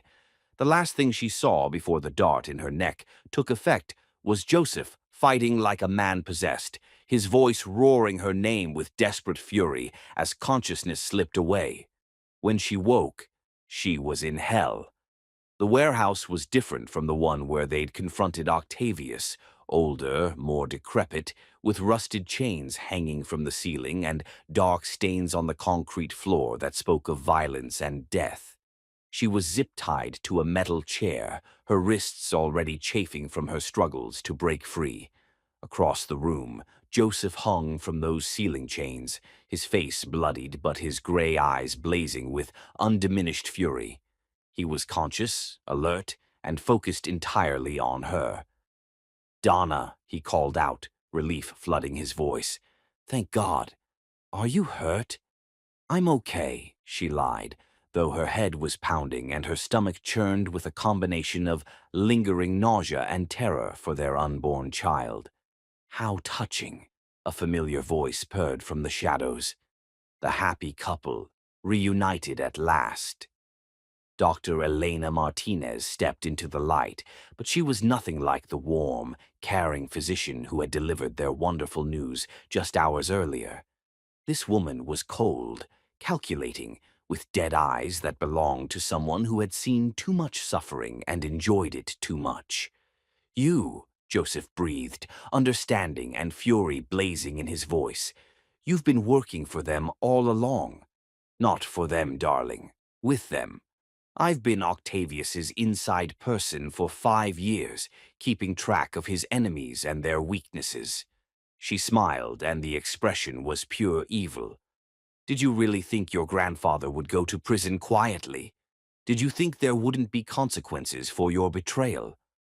"The pregnancy test," Donna said, pieces clicking into place with horrifying clarity. "You drugged us during the appointment." "Very good. The ultrasound gel contained a mild paralytic agent. Nothing harmful to the baby, of course. We need both of you alive and healthy for what comes next." Two more figures emerged from the shadows, and Donna's blood turned to ice. Damien Cross, Joseph's younger brother, who had supposedly died in a car accident 10 years ago, stepped forward with a smile that was pure malevolence. Behind Damien emerged a woman Donna didn't recognize. Tall, elegant, possessing the kind of cold beauty that belonged in fashion magazines or funeral parlors. "Hello, brother," Damien said, his voice carrying the same cultured accent as Joseph's, but twisted with years of resentment and rage. "Miss me?" Joseph stared at his brother as if seeing a ghost, which, in a way, he was. "They told me you were dead. They told you what you needed to hear, just like they told you Octavius was dead, just like they've been telling you lies your entire miserable life." Damien moved closer, close enough that Joseph could see the family resemblance that had been hidden by plastic surgery and 15 years of careful planning. "Did you really think you were the only heir? The only one with a claim to the Cosenza Empire? You've been alive all this time. Alive and watching you systematically destroy everything our grandfather built. The charitable programs, the ethical oversight committees, the victim compensation funds. You've been giving away billions that rightfully belong to the family. Those programs saved lives. They weakened us." Damien's composure cracked, revealing the madness underneath. "Every dollar you donated, every reform you implemented, every moral stance you took made us vulnerable to exactly this kind of situation. If you'd stayed strong, stayed focused on profit over sentiment, Octavius would never have been arrested." The woman stepped forward, and when she spoke, her accent was crisp, British, with the kind of authority that came from generations of inherited power. "Allow me to introduce myself," she said with mock politeness. "Lady Victoria Ashworth, representing certain pharmaceutical interests that have been severely damaged by your husband's recent ethical awakening." Donna recognized the name. Ashworth Pharmaceuticals was one of the oldest drug companies in Europe, with a reputation for cutting-edge research and complete disregard for human rights. If they were involved, this went far beyond family revenge. "What do you want?" Joseph asked, though his voice suggested he already knew the answer wouldn't be pleasant. "Simple," Victoria replied. "You're going to sign over controlling interest in Cosenza Industries to your brother, dissolve all charitable programs and victim compensation funds, and return the company to its previous operational model." "And if I refuse?" Dr. Martinez pulled out a syringe filled with something that glowed faintly green in the warehouse's dim lighting. Then we inject your pregnant wife with a compound that will cause immediate miscarriage followed by massive internal bleeding. She'll die slowly, in agony, while you watch helplessly. The casual cruelty of it stole Donna's breath. These people weren't just criminals. They were monsters who would murder an unborn child to make a point. "You're insane," Joseph said, but Donna could hear the fear creeping into his voice. "We're practical," Damien corrected. "You have 1 hour to decide. Sign the papers or watch your wife and child die in front of you." As her captors retreated to give them time to consider their impossible choice, Donna met Joseph's eyes across the warehouse. In their gray depths, she saw love, rage, and a desperation that broke her heart. But she also saw something else, a cold, calculating intelligence that reminded her exactly who she'd married. Joseph Cosenza might have learned to love, but he was still the man who had built a billion-dollar empire through strategy and careful planning. And despite their current circumstances, she had the strangest feeling that their captors had just made a fatal mistake in underestimating what her husband was capable of when the people he loved were threatened. The question was whether his plans would be enough to save them both, or if this would be the last hour they'd ever spend together. Outside the warehouse, storm clouds gathered on the horizon, and Donna found herself praying to whatever gods protected broken families and impossible love stories, begging them for just one more miracle in a life that had already been blessed with more than its share. Chapter 9. Storms Before Dawn. What Joseph's captors didn't know was that a man who had survived Octavius Cosenza's cruelty since childhood had learned to plan for every contingency, including the possibility that the people he trusted most might betray him. 57 minutes into their hour of contemplation, Donna watched her husband work magic with nothing but his voice and the kind of psychological manipulation that had been burned into him from birth. He'd been talking to their guards, casual conversation that sounded like desperate small talk, but was actually something far more calculated. "Marcus was former military, wasn't he?" Joseph was saying to the youngest guard, a nervous-looking kid who couldn't be more than 22.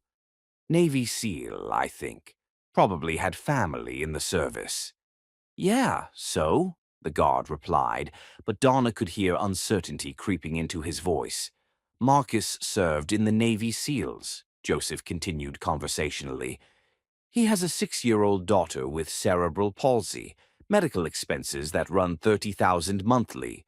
Loyalty like that doesn't come from paychecks alone.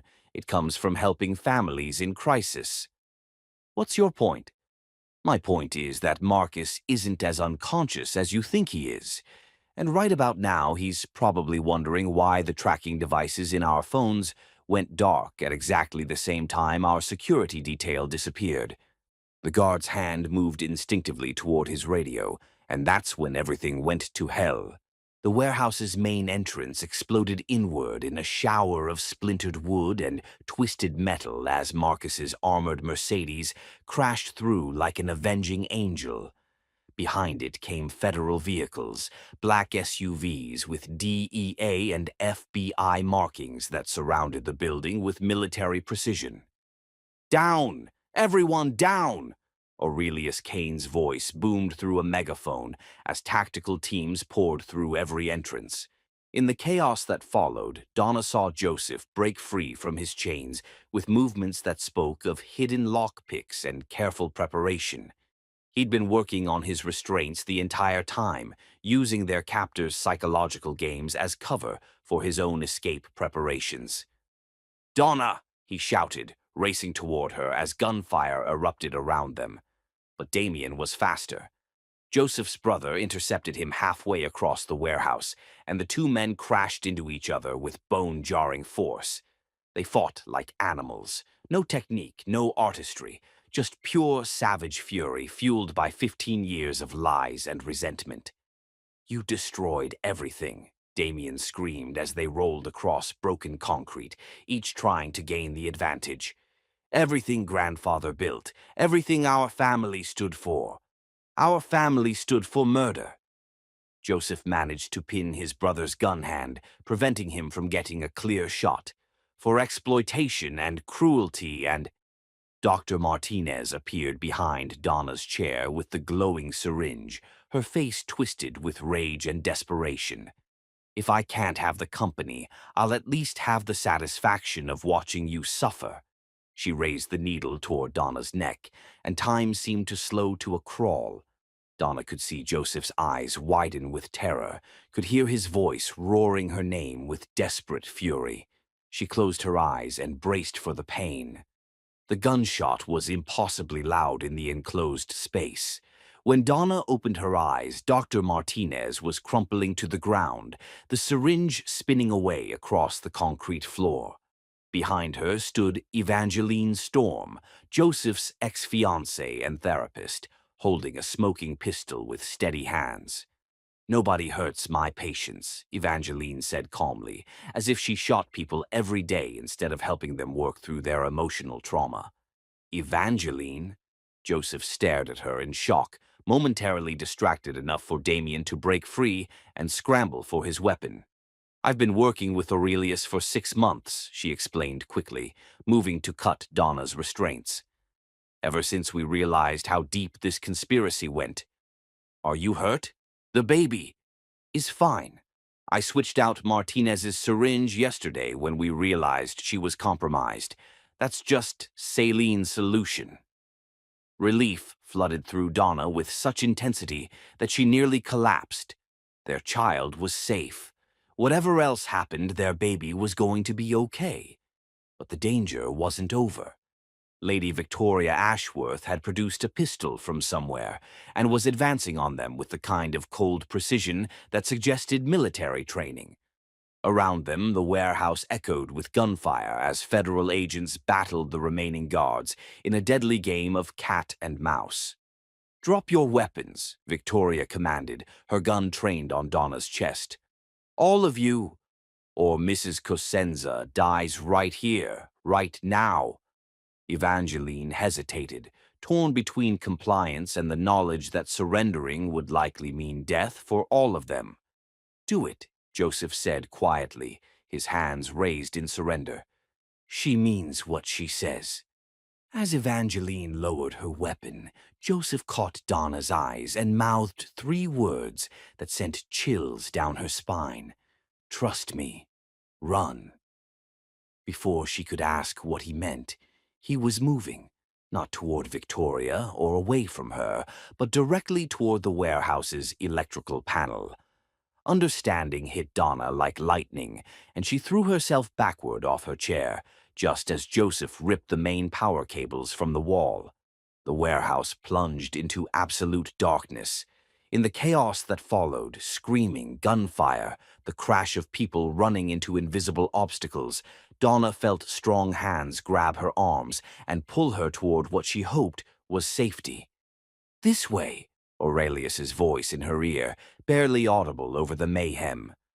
"Joseph's already outside."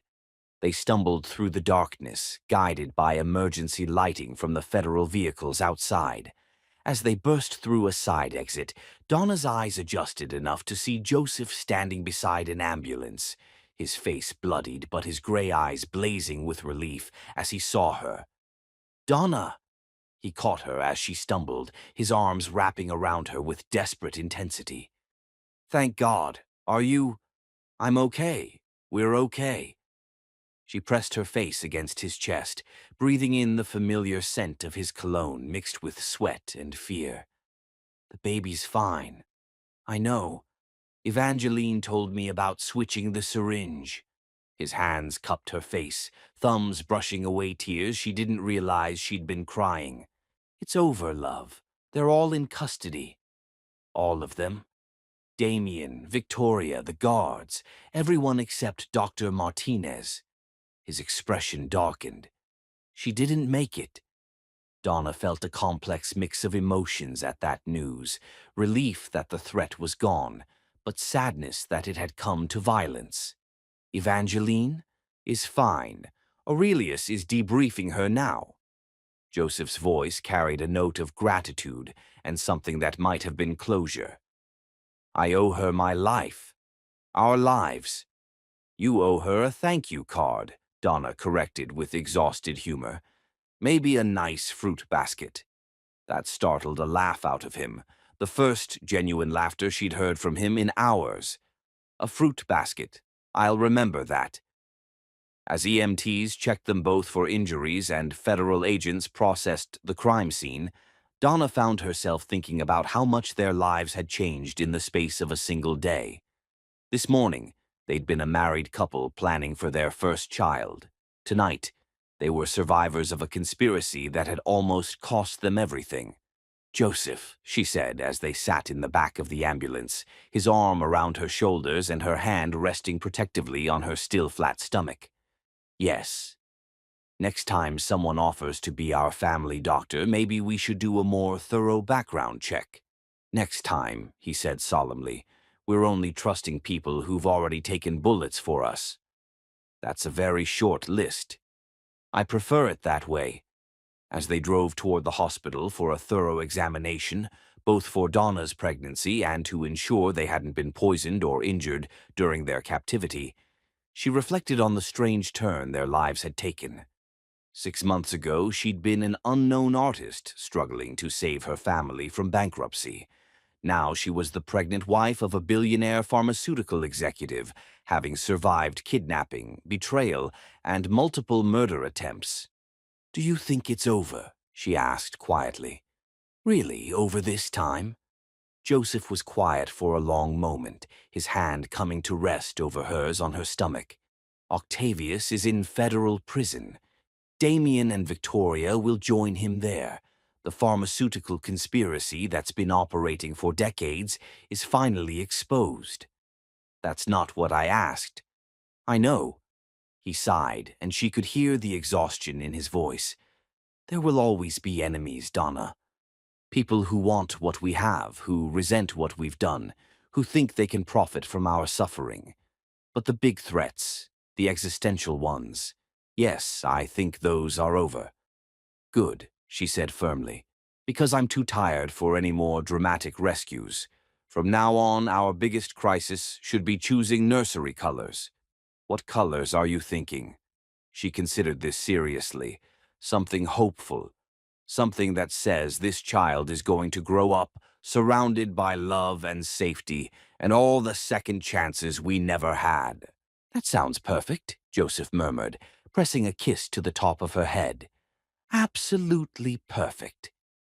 Outside the ambulance windows, the city lights blurred past in streaks of gold and white, carrying them toward a future that suddenly seemed bright with possibility.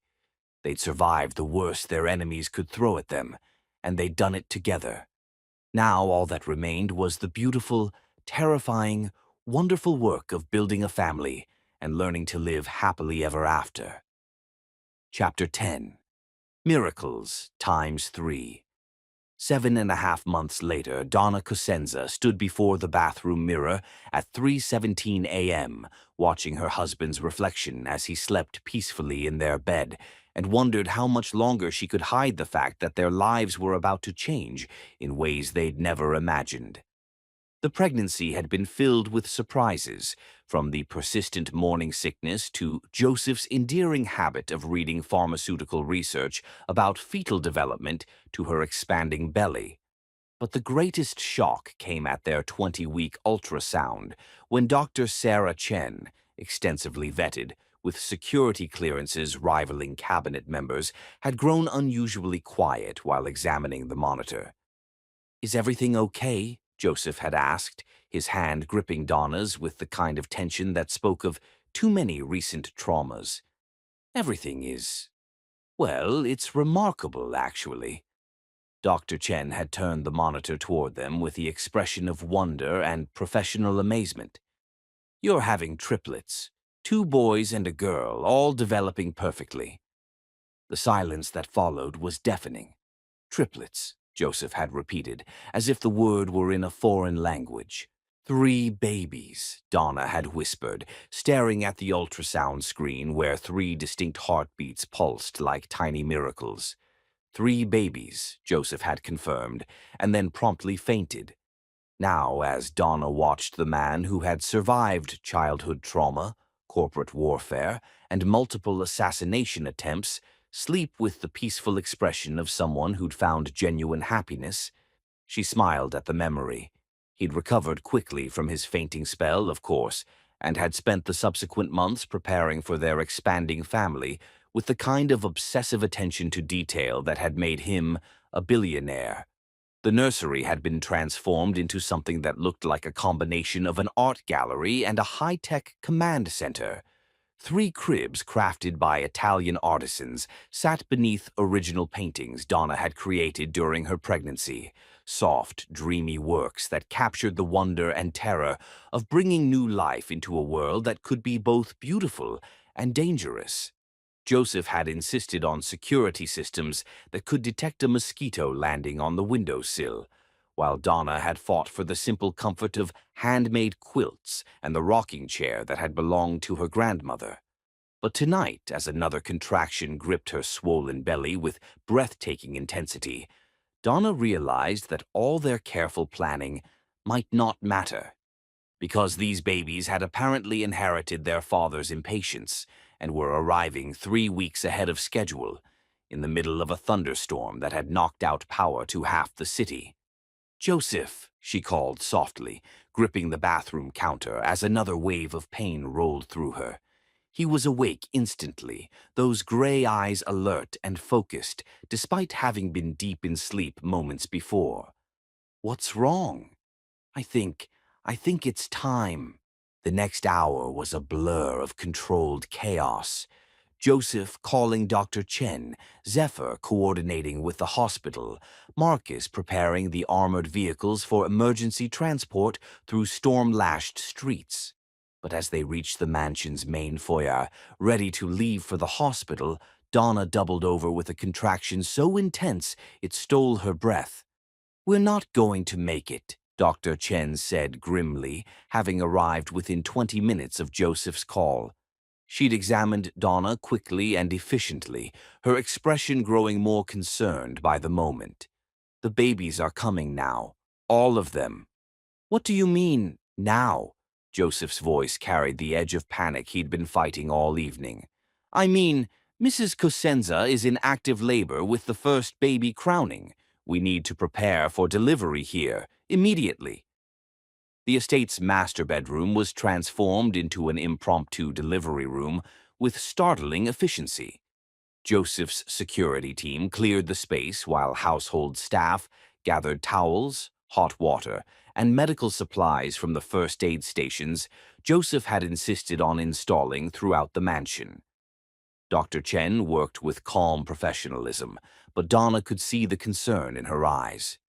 "Joseph," Dr. Chen said quietly as another contraction gripped Donna, "I need you to understand that triplet deliveries can be complicated even in a hospital setting.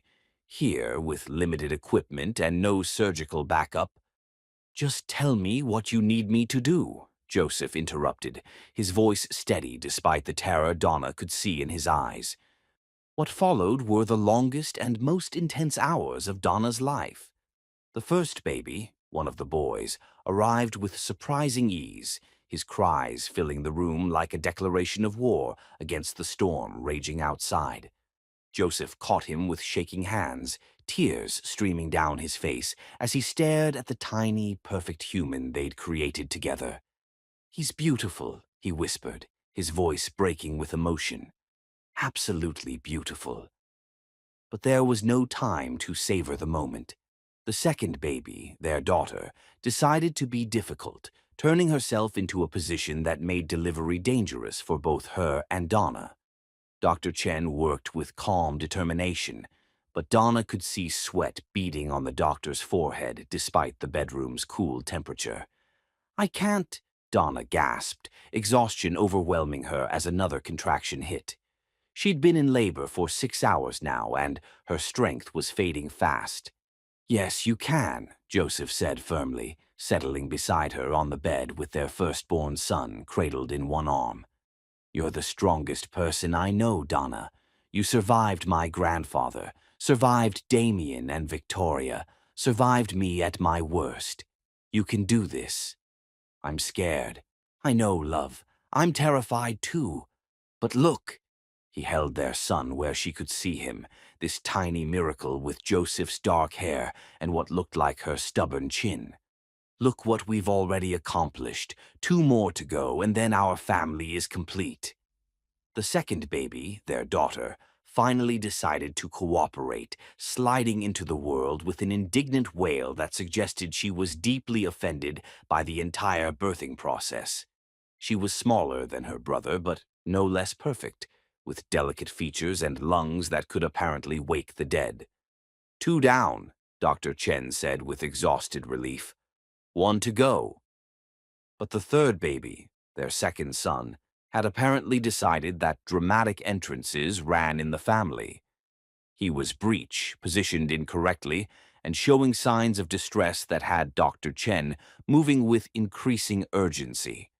"What's wrong?" Joseph asked, reading the doctor's expression with the kind of perception that had made him a master at reading corporate negotiations.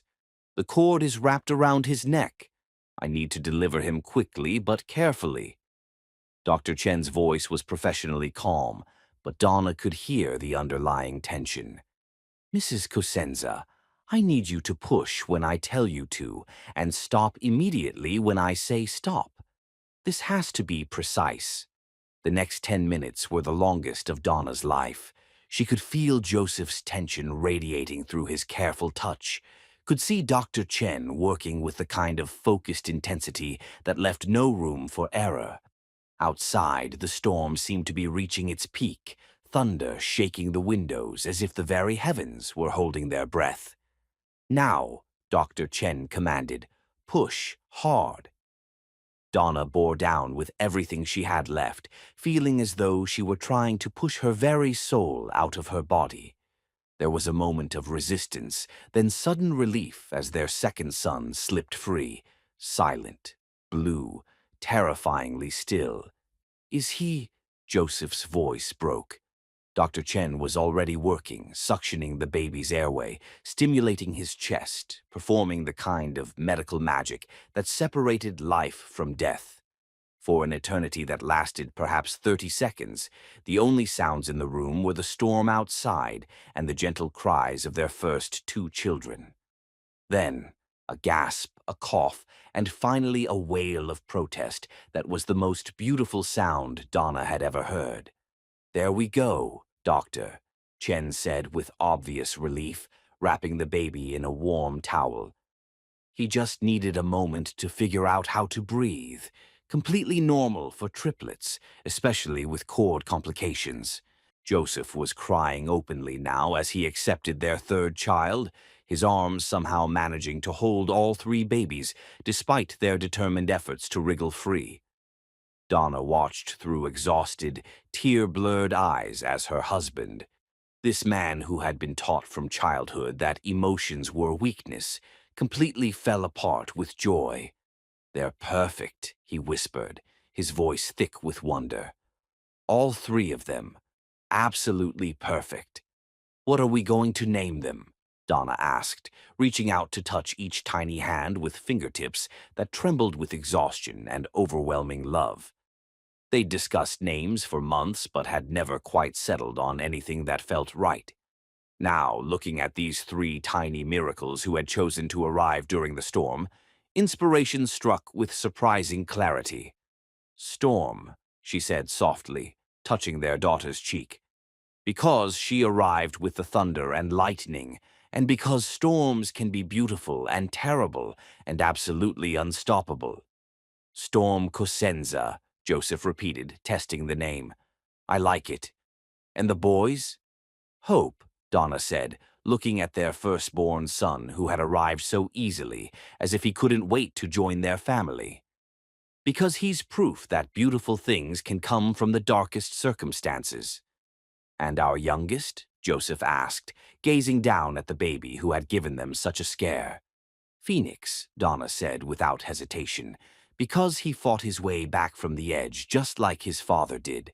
"Hope, Storm, and Phoenix Cosenza," Joseph said slowly, as if savoring each name.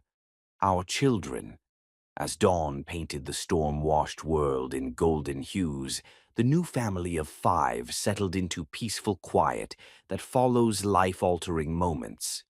Dr. Chen confirmed all 3 babies were healthy and strong, that Donna's recovery would proceed smoothly, and that she'd witnessed one of the most beautiful deliveries in her 30-year career. But for Donna, exhausted and overwhelmed and more happy than she'd ever thought possible, the most beautiful sight was Joseph singing quietly to their children. Old lullabies in a voice rough with emotion, lullabies his mother had probably sung to him before the world taught him that love was dangerous. "I love you," she whispered as sleep began to claim her. "I love you too," he replied, his voice soft with wonder and contentment. "All 4 of you, more than I ever thought it was possible to love anything." Outside their bedroom windows, the sun continued its rise over a world that had been washed clean by the storm. The Cosenza Empire would continue, but it would be different now, guided by love instead of fear, by hope instead of cruelty, by the knowledge that sometimes the most beautiful families are born from the most unlikely circumstances.